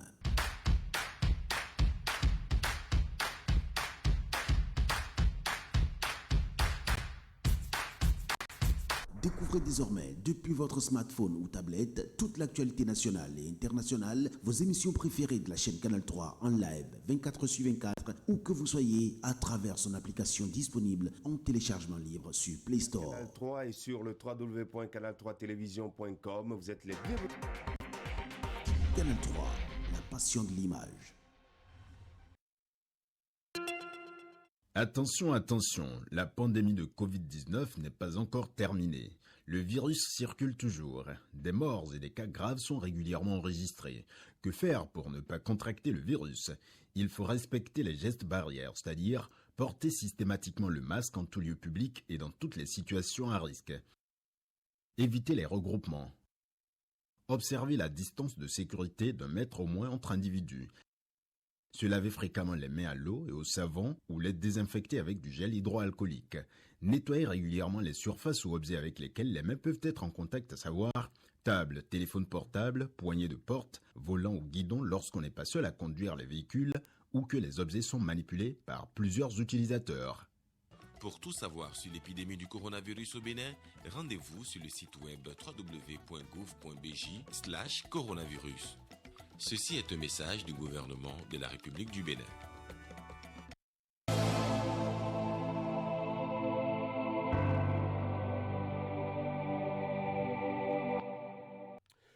On continue de parler de cette élection présidentielle du dimanche prochain, de la campagne électorale qui prend fin demain et engagée dans la campagne électorale. L'UDBN est à fond. On va en parler avec vous, Madame Fanny Mponou Aouia. Bonjour. Bonjour, monsieur le journaliste. On rappelle d'abord aux téléspectateurs que vous êtes professeur agrégé de nos universités. Vous enseignez? Tout à fait, à l'université de Parakou. À l'université de Parakou. Précisément à la faculté de médecine. Ah, c'est magnifique. Donc, voilà, je vous reçois en compagnie de Wahab Alipara. Alors, comme je vous le disais, vous êtes la directrice de campagne de l'UDBN qui est à fond dans la campagne électorale depuis le début. Comment vivez-vous cette campagne qui tend vers sa fin? Merci beaucoup, monsieur Christian. Avant de répondre à votre question, je voudrais déjà sur ce plateau remercier Madame la Présidente. Je vais nommer Madame Prudencio Afiavi Claudine, qui est la présidente donc, de l'Union démocratique pour un Bénin nouveau. Et remercier également tous les membres du bureau exécutif pour la confiance placée en notre personne, afin donc de diriger de main de maître cette campagne électorale au sein de l'UDBN. Alors, pour répondre à votre question, nous allons dire donc qu'à l'UDBN, la campagne électorale est un moment festif. C'est un moment de joie, de convivialité que nous vivons depuis le début donc, de cette campagne jusqu'à présent. Et nous pensons que nous allons toujours continuer à vivre cette joie. Et au lendemain, donc, ou déjà au soir du 11 avril, cette joie sera totale. Alors, une femme directrice de campagne, chose aisée pour vous, la présidente, en tout cas le premier patron de l'UDBN, c'est une femme. Pour la campagne électorale, elle choisit une femme. Bien Tâche sûr. facile pour vous? Tâche facile, oui, parce que nous avons le soutien de tout le bureau exécutif, le soutien donc de la présidente de l'UDBN. Voilà. D'accord. Alors, comment les choses se passent sur le terrain depuis que la campagne a démarré le 26 mars dernier? Quelles sont les différentes activités que vous avez menées et qui illustrent donc l'UDBN dans cette campagne électorale? Merci, monsieur le journaliste, pour cette question. L'UDBN a mis en place une stratégie. Et cette stratégie a été mise en place bien avant le début de la campagne. Il a été donc mis en place les coordinations départementales, communales et même nationales. Et avec donc cette coordination mise en place, il se réalise donc des meetings de proximité, d'abord au plan départemental, communal, dans les villages et quartiers de ville, mais également de grands meetings sur le plan national. Et tous ces meetings donc, sont sous la supervision de la coordination nationale. Nous avons également d'autres activités telles que les caravanes qui se font donc, tant dans la ville de Cotonou qu'en dehors de Cotonou. Il y a également de grands concerts tous les jours presque, tous les jours donc au sein du siège de l'UDBN à Cotonou ici, à Dekungbe comme vous le connaissez. Et au cours donc de ces concerts géants, nous organisons surtout, et ça c'est la particularité de l'UDBN, nous organisons donc des jeux concours. Et nous mettons l'accent surtout sur déjà les réalisations donc, du président Patrice Talon, mais également sur les perspectives donc, de son programme, du programme du duo Talon-Talata. Alors, donc, ça nous permet non seulement d'expliquer à la population ce programme auquel donc l'UDBN adhère entièrement, mais aussi surtout de démontrer à la population et aux militants que nous avons choisi le duo Talon-Talata parce que nous sommes d'accord avec ce programme. D'accord. Alors, vous avez des militants, vous allez également à l'assaut de l'électorat à chaque étape. Quel est le message? Que dites-vous exactement, n'est-ce pas, à ceux que vous invitez à voter le 11 avril prochain? Alors, merci bien. Avant de répondre même à cette question, nous allons dire que nous participons aussi parallèlement au meeting organisé par le président Patrice Talon. L'UDBN prend part à quelques meetings. C'est-à-dire que vous avez une équipe qui suit les différents déplacements du candidat lui-même. Exactement. Donc nous suivons bien le président Patrice Talon donc, dans ces meetings-là. Alors, nous avons également, pour répondre maintenant à votre question, qu'est-ce que nous disons à la population? Évidemment, l'UDBN a pour objectif d'expliquer les réalisations du président Patrice Talon, de mettre l'accent sur ces réalisations et surtout de comparer ces réalisations au régime passé. Donc, les réalisations sont palpables, ça se parle et ça, c'est évident. La population elle-même se rend compte de ces réalisations et au cours donc de notre tournée nationale, et les partisans donc, de l'UDBN et la population parlent vraiment de ces réalisations. Et au cours de nos meetings, nous mettons aussi l'accent sur les perspectives. Et ces perspectives, nous mettons l'accent particulièrement en fonction donc de chaque localité, au cours de ces... Ce qui est envisagé par le candidat à chaque localité. Donc c'est ça la particularité. Dit donc que vous êtes approprié le projet de société du quinquennat, ce que propose le président. Exactement. Et l'UDBN est en accord avec ce programme. Et c'est d'ailleurs la raison pour laquelle la présidente et tous les membres ont décidé donc de supporter. Alors, on est curieux quand même de savoir ce qui explique ce soutien de l'UDBN au candidat Patrice Talon. Merci, monsieur le journaliste. C'est tout simplement le développement. tout simplement le développement, parce que le président Patrice Talon, ou le duo Talon-Talata, a mis au cœur de son programme le développement de notre cher beau pays, le Bénin. Alors, le président Patrice Talon a-t-il pris des engagements vis-à-vis de votre parti politique pour que vous soyez suffisamment motivé, on vous sent bien engagé au cours de cette campagne? Tout à fait. Monsieur le journaliste, laissez-moi vous dire que l'UDBN, au cours donc de son 3e congrès ordinaire, a reçu, et de façon agréable, la visite de Monsieur le Président Patrice Talon. C'était à la limite une bouffée d'oxygène. C'était une bouffée d'oxygène et nous en sommes fiers. Et il a déclaré au cours donc de ce meeting que, il est fier de ce parti et il se rend compte donc du soutien indéfectible de ce parti. Alors, quoi de plus bon de soutenir ce duo? Vous vous êtes senti bien galvanisé à travers ses propos? Tout à fait, parce qu'il s'est rendu compte que c'est un parti qui porte le président à cœur et qui supporte donc ce programme et qui le soutient. Et nous continuons donc par le soutenir et par l'accompagner dans la réalisation donc de son projet. Des promesses en retour au profit de l'UDBN de la part du président Patrice Talon ou du candidat Patrice Talon? Cela relève de la discrétion du chef de l'État. Mais nous pouvons dire déjà que quand même l'UDBN regorge donc de beaucoup de cadres et qui sera dans la mesure du possible mise à la disposition donc du président Patrice Talon si le besoin se fait sentir. Alors, quels sont les aspects de son projet de société que vous abordez une fois que vous rencontrez la population? D'ailleurs, vous qui êtes professeur agrégé de la faculté des sciences de santé. Merci, monsieur le journaliste. Alors, il faut dire que l'UDBN a à cœur donc de son programme aussi et le développement de notre pays. Mais nous mettons beaucoup plus l'accent aussi sur le développement et l'épanouissement des femmes, l'épanouissement des jeunes. Et l'UDBN s'est rendu compte que le président Patrice Talon a pris effectivement en compte ces 2 volets, et sinon ces 3 volets. Alors, du point de vue donc de l'épanouissement de la femme, il y a, vous le savez très bien, les microcrédits aujourd'hui à la FIA, où non seulement la cagnotte a été revue à la hausse, mais il y a plus donc de dysfonctionnement au sein donc de ce projet microcrédit.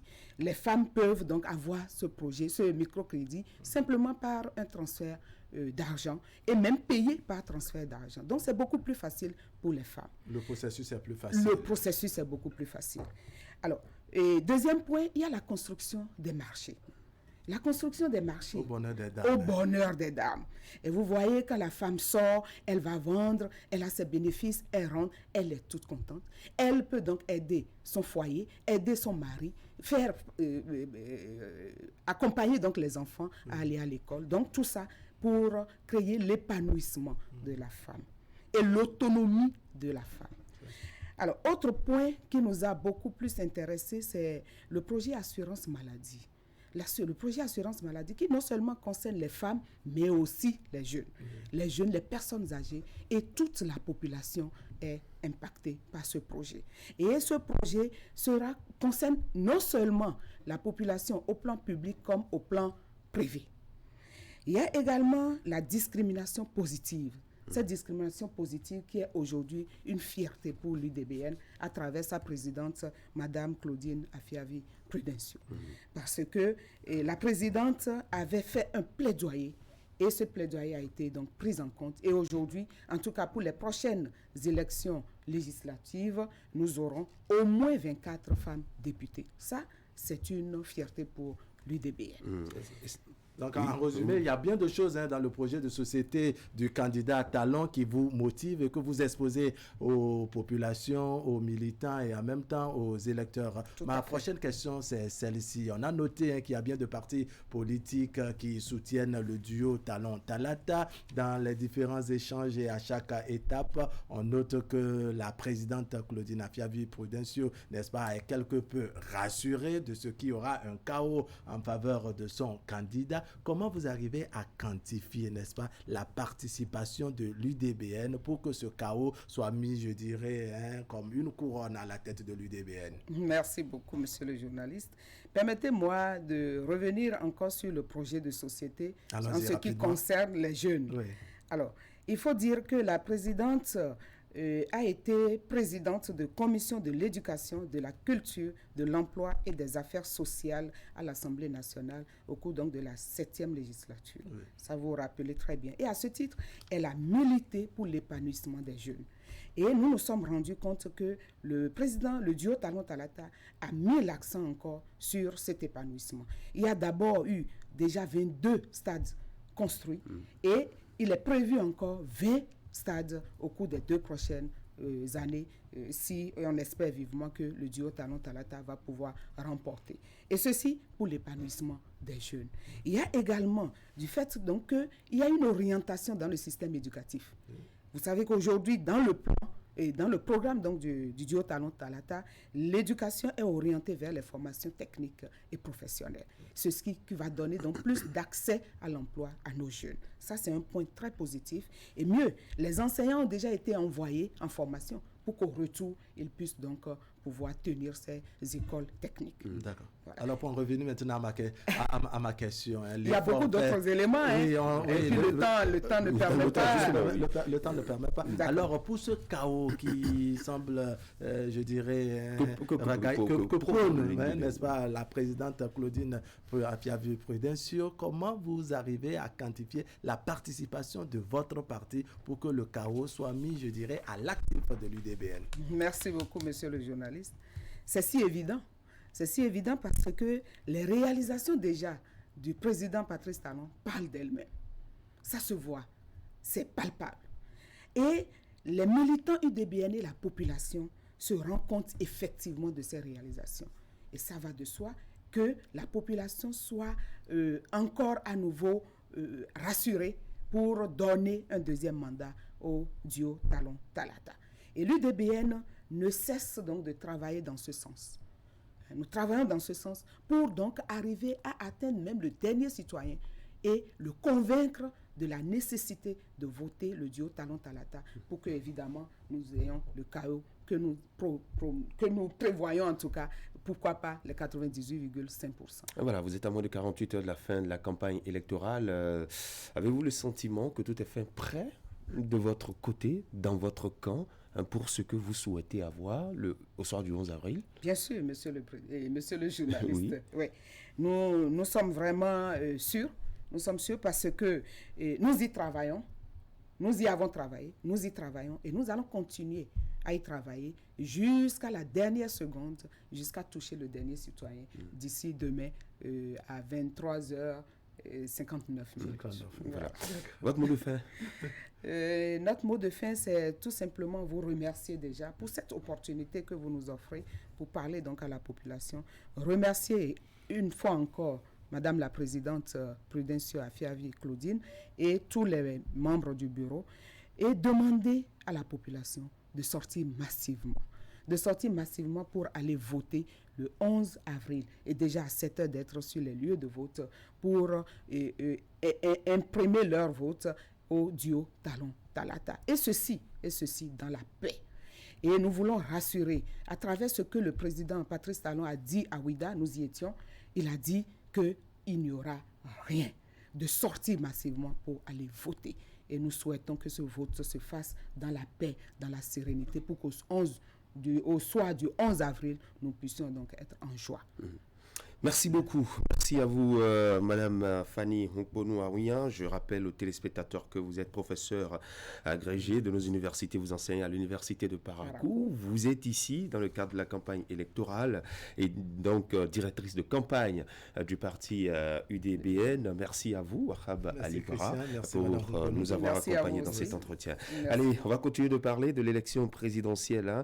Quels sont les actes illicites qui sont prévus dans le code électoral et puis, je dirais, le code pénal également, le code pénal, sanctionné par le code pénal. On va en parler tout à l'heure avec Herman Niambousso d'Andoura Lessedlex. Il reçoit pour nous Dr Walter Folikwe. Il est docteur en droit public.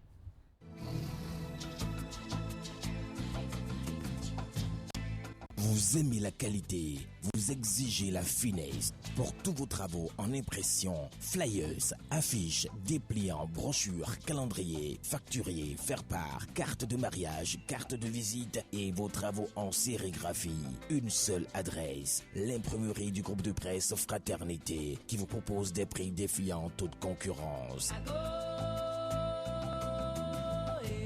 Imprimerie Fraternité, c'est une équipe dynamique avec du matériel de dernière génération capable de vous produire en quantité, qualité et avec célérité.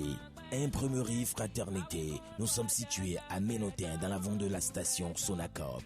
Contact 97 60 79 34 95 34 10 47.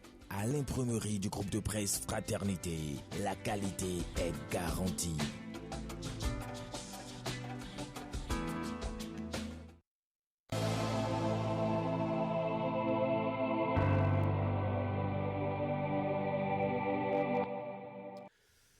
Parfois, en période électorale, il y a des actes de vandalisme. Le jour du scrutin, il y a de ces personnes qui empêchent d'autres d'aller voter. Il y a également de ces personnes qui vont dans les bureaux de vote avec les effigies de leur candidat, du candidat qu'ils soutiennent. En tout cas, on parlera de tout cela. Qu'est-ce qui est prévu dans la loi? C'est avec vous, Herman Aliambossou. Bon retour en plateau. Mais Christian, vous avez déjà tout dit. Pour ça, je ne vais pas tout dire, il reste encore des choses à dire. Vous avez déjà tout dit, président. Prudent. Christian. Oui, docteur Folikwe, bonjour. Oui, bonjour, Herman Aliambossou. Docteur en droit public. Oui, la campagne électorale prend fin demain à 0h. D'ici à 7h, là, demain 0h, qu'est-ce que la loi proscrit? Merci, Herman Aliambossou, de cette opportunité que vous nous donnez pour nous prononcer sur les dernières activités de propagande de cette campagne électorale qui prend effectivement fin demain à 0h.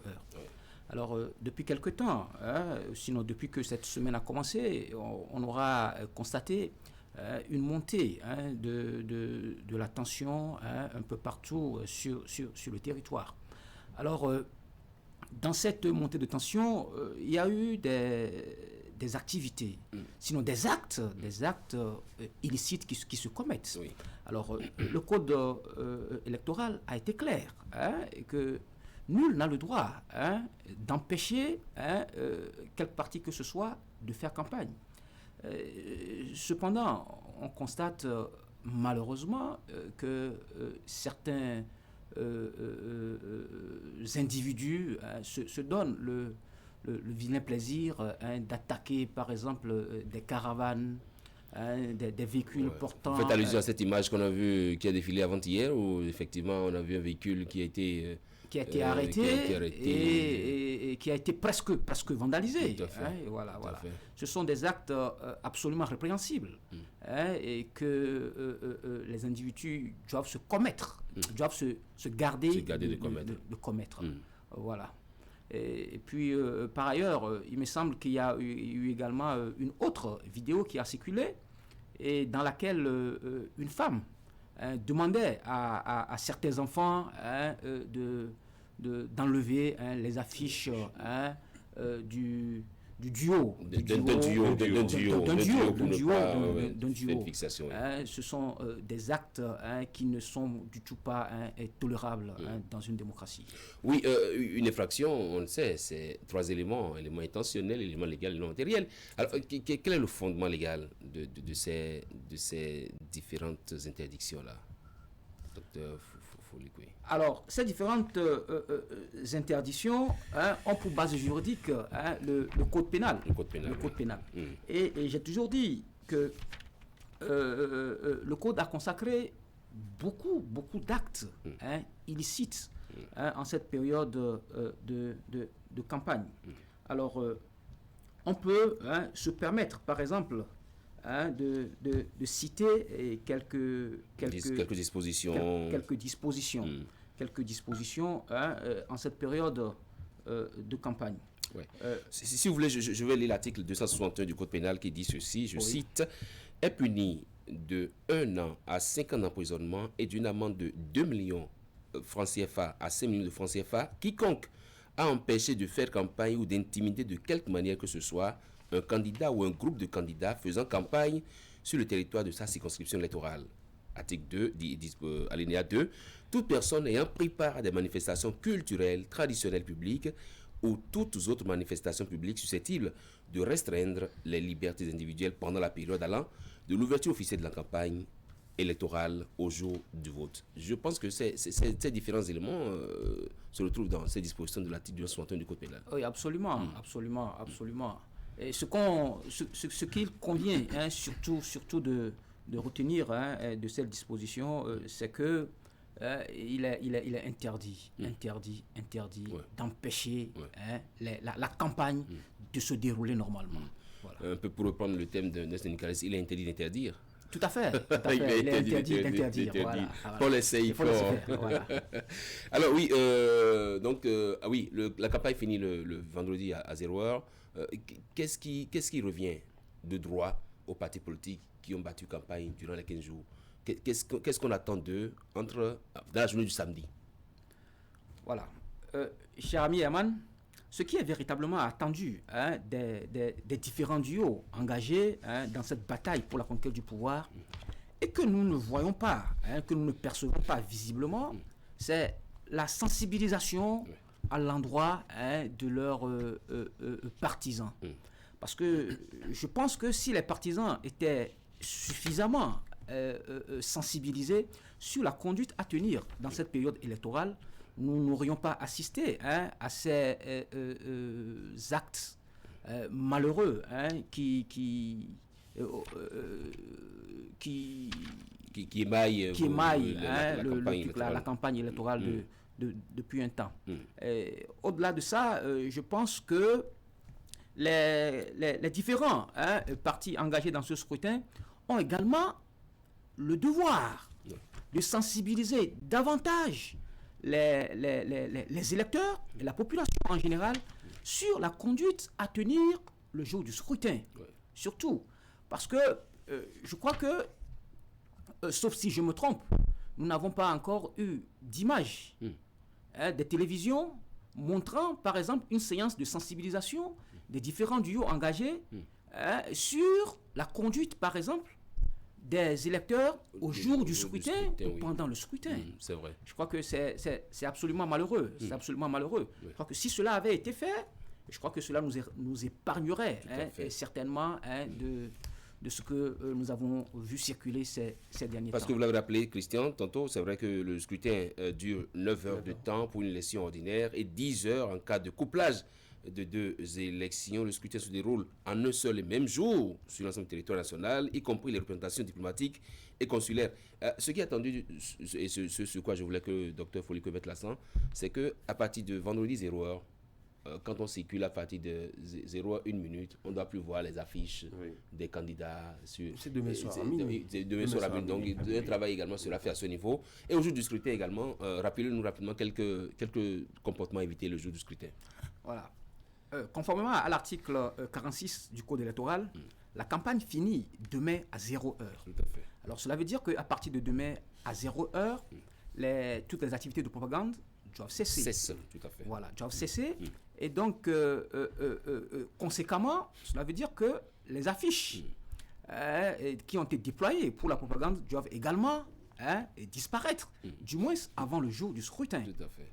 Et donc, disons le samedi, on doit prévoir d'affiches. Absolument. À partir de voilà. Voilà.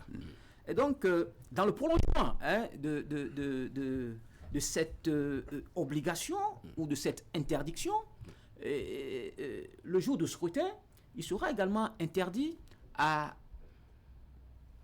aux électeurs ou à la population en général de porter, par exemple, des t-shirts à l'effigie d'un parti ou d'un candidat, par exemple. Alors ceci, je crois que c'est un acte absolument illicite et qui est réprimé par le code pénal, notamment en son article 265 alinéa 1, qui punit cet acte d'une peine d'emprisonnement de 1 à 2 ans, qui est assortie également d'une amende de 500 000 à 1 million de francs. Voilà. Le jour du scrutin, c'est ça? Oui, il faut éviter de porter les habits à l'effigie des candidats. Il faut éviter d'avoir sur soi des armes blanches, qu'elles soient apparentes ou cachées. Parce que quand c'est apparent, ça a son lot de punitions. Oui. Quand c'est caché également, ça a son lot de punitions. Il faut également éviter d'emporter sur les lieux de vote des boissons alcoolisées. Quand on a une voiture, il faut garder la voiture loin. Pour quelqu'un qui a du soto dans la voiture, il faut garder la voiture très loin. Et donc, il y a beaucoup d'interdits qui interdisent d'enfreindre c'est pas au bon déroulement du code électoral. Docteur Foliko, on va conclure. Votre mot de la fin. Je voudrais, si vous le permettez, dire que les interdits, en réalité, ne concernent pas que les électeurs ou la population dans son ensemble.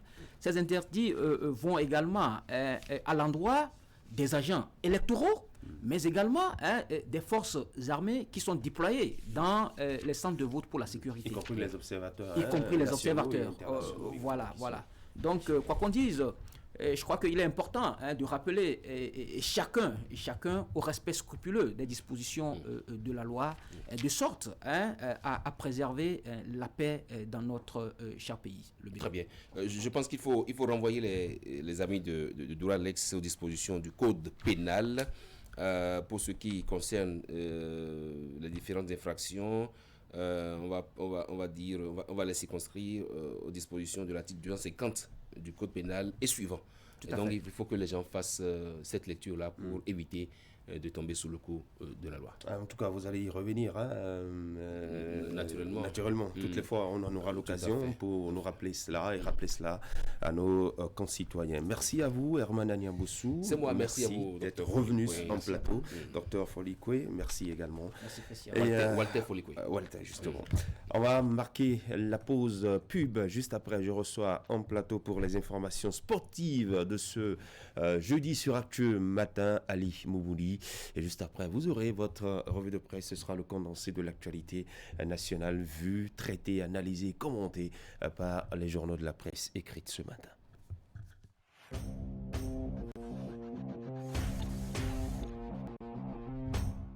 Chers clients, partenaires et abonnés du groupe de presse Fraternité, pour toute commande et information relative à nos produits et prestations à Fraternité FM, Fraternité, Canal 3 Télévision, appelez les numéros suivants aux heures et aux jours ouvrés.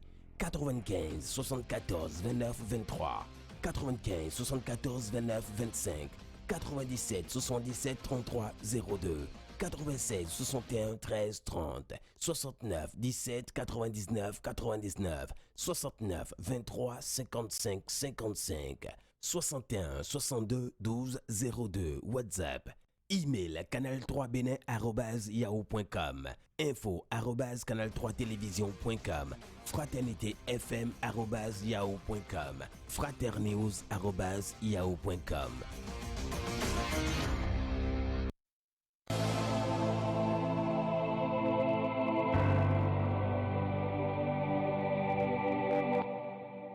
Les sports, ce matin, on parlera de deux ligues, la Ligue professionnelle du Bénin et on parlera de la Ligue des champions en Europe. Ali Mouni, bonjour. Bonjour Christian, bonjour à tous. On connaît la liste des qualifiés pour la Super League oui, au Bénin? On connaît désormais la liste de tous les qualifiés pour la Super League professionnelle du Bénin.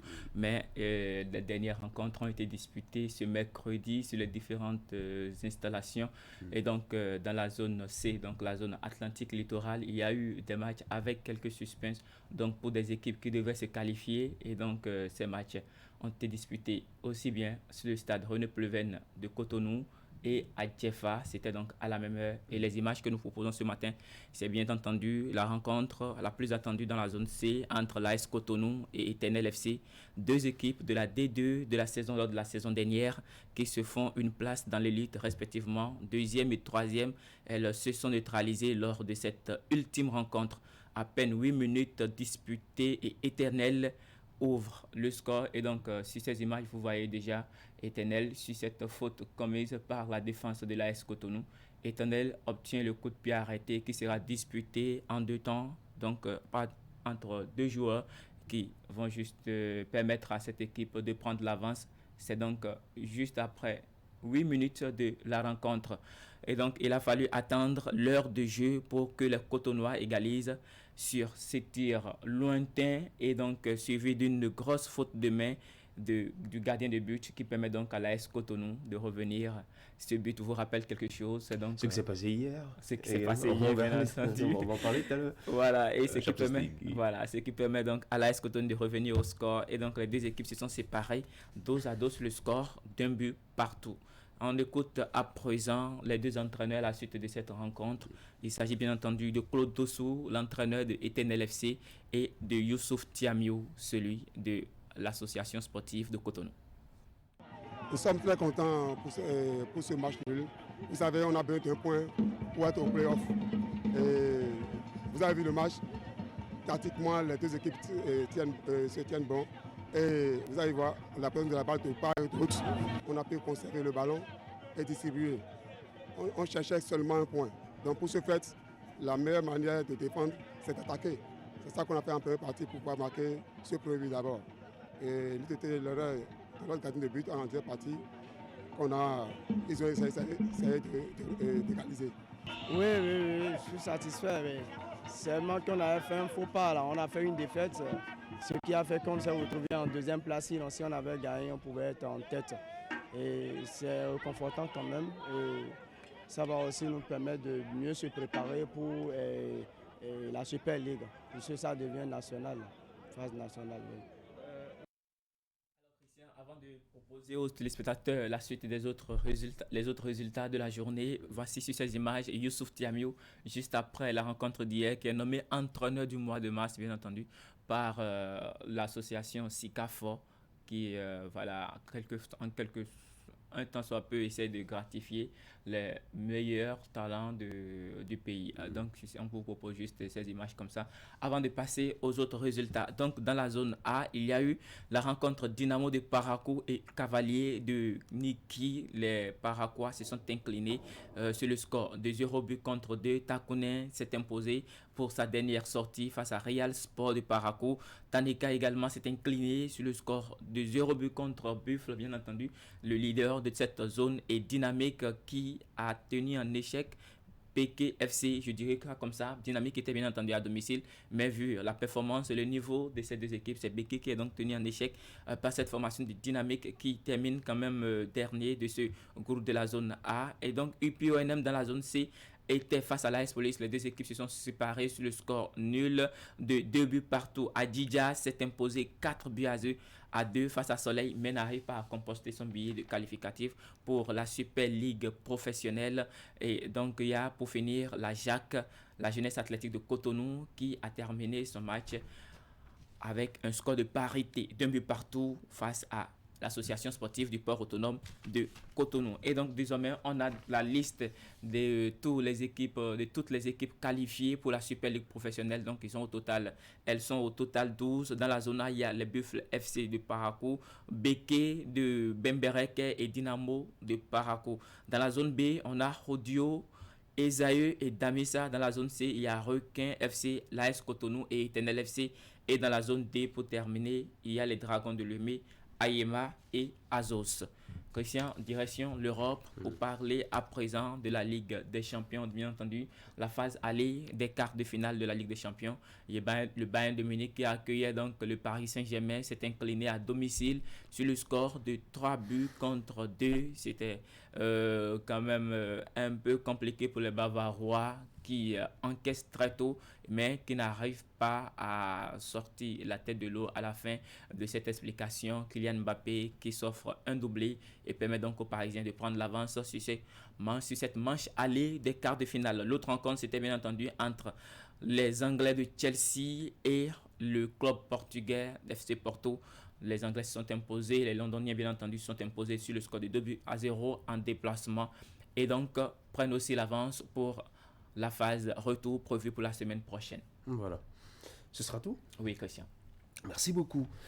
Merci bien. Et puis, on va vous retrouver demain. Oui. Très bonne journée. Mesdames et messieurs, on va boucler avec la revue de presse. On retrouve Narcisse Alossé.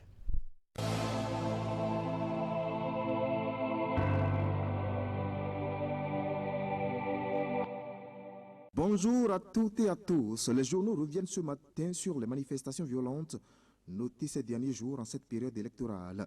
À en croire le quotidien matinal, les commanditaires sont au-delà des frontières du Bénin. Ces actes de vandalisme pour exiger la fin du mandat présidentiel sont un projet de déstabilisation du Bénin téléguidé depuis l'extérieur, pointe le journal pour lequel les relais locaux sont payés. Le potentiel lui croit savoir que les auteurs de ces manifestations sont des politiciens vandales qui sont à l'œuvre avec l'arme de la manipulation autour du débat sur la fin du mandat de Patrice Talon. Et au cours de ces manifestations violentes, le matinal et Nord-Sud quotidien nous apprennent que des belles de nuit ont été violées et dépouillées de leurs biens à Parakou. Mais après ces manifestations, il y a déjà une série d'arrestations, informe le quotidien Matin Libre. Des arrestations qui, selon le journal, ont fait monter le mercure. La tension est montée d'un cran dans le septentrion, relève mon confrère. Le quotidien La Cloche lui semble prendre du recul par rapport aux événements et s'interroge. À qui aurait profité un Bénin détruit et saccagé? En attendant la réponse à cette question, mon confrère demande aux auteurs et commanditaires des actes de vandalisme de conjurer le spectre de l'autodestruction pour encore étonner le monde. Le quotidien Fraternité abonde dans le même sens et porte ce matin un message des organisations de la société civile béninoise. Tension politique dans certaines localités du Bénin, écrit en gros titre le journal, rallumer la flamme de la paix pour préserver la patrie. Un message dans lequel les OSC lancent un appel à la voix et à l'action des leaders religieux et des sages.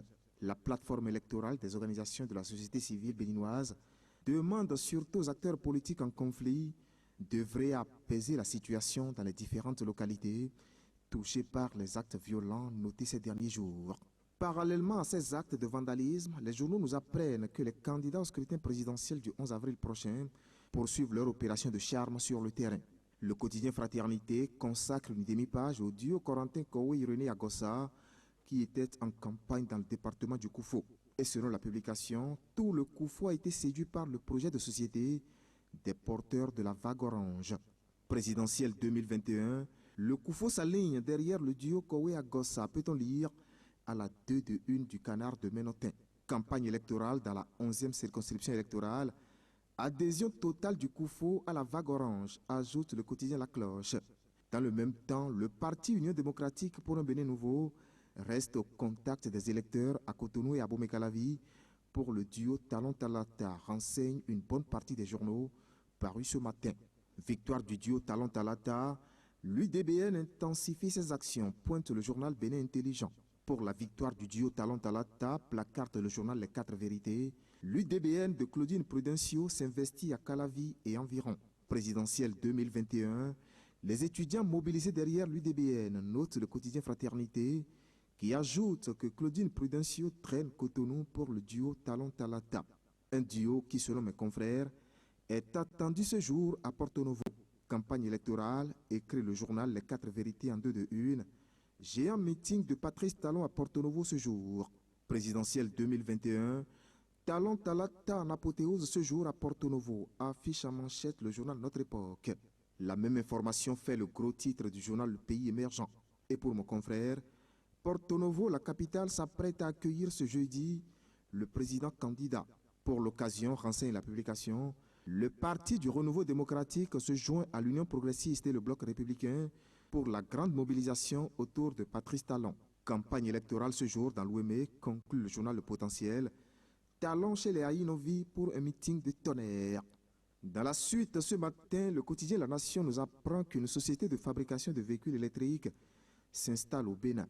Une société qui, selon le journal Bénin Intelligent, va s'implanter dans la zone industrielle de Glodjigué, dans la commune d'Abomey-Calavi. Elle va mettre sur le marché africain international des véhicules flambant neufs, annoncent mes confrères.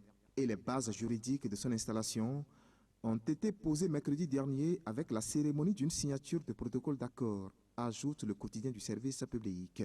Le même journal nous amène au marché d'Antokpa et nous apprend que le gouvernement est allé au chevet des victimes de l'incendie survenu dimanche dernier. À en croire La Nation, la délégation du gouvernement, conduite par le ministre de l'Industrie et du Commerce, a d'abord évalué les dégâts causés par les flammes. Au total, précise mon confrère, une cinquantaine de boutiques, des hangars de fortune et bien d'autres biens sont consumés sur une superficie de 2000 mètres carrés. Les émissaires de l'exécutif ont ensuite exprimé leur compassion aux sinistrés et promesse a été faite de prendre toutes les dispositions pour permettre aux femmes de vite reprendre leurs activités, ajoute la nation. C'est l'essentiel à retenir ce matin de l'actualité, vue et commentée par les journaux. Merci de m'avoir suivi et à demain.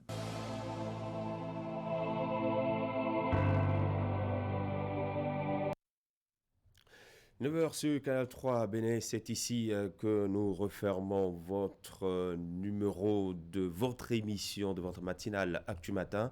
Merci à chacun et à tous de votre attention. Très bonne journée du jeudi. Rendez-vous demain à partir de 7h. D'ici là, portez-vous bien et gardez le sourire. Au revoir.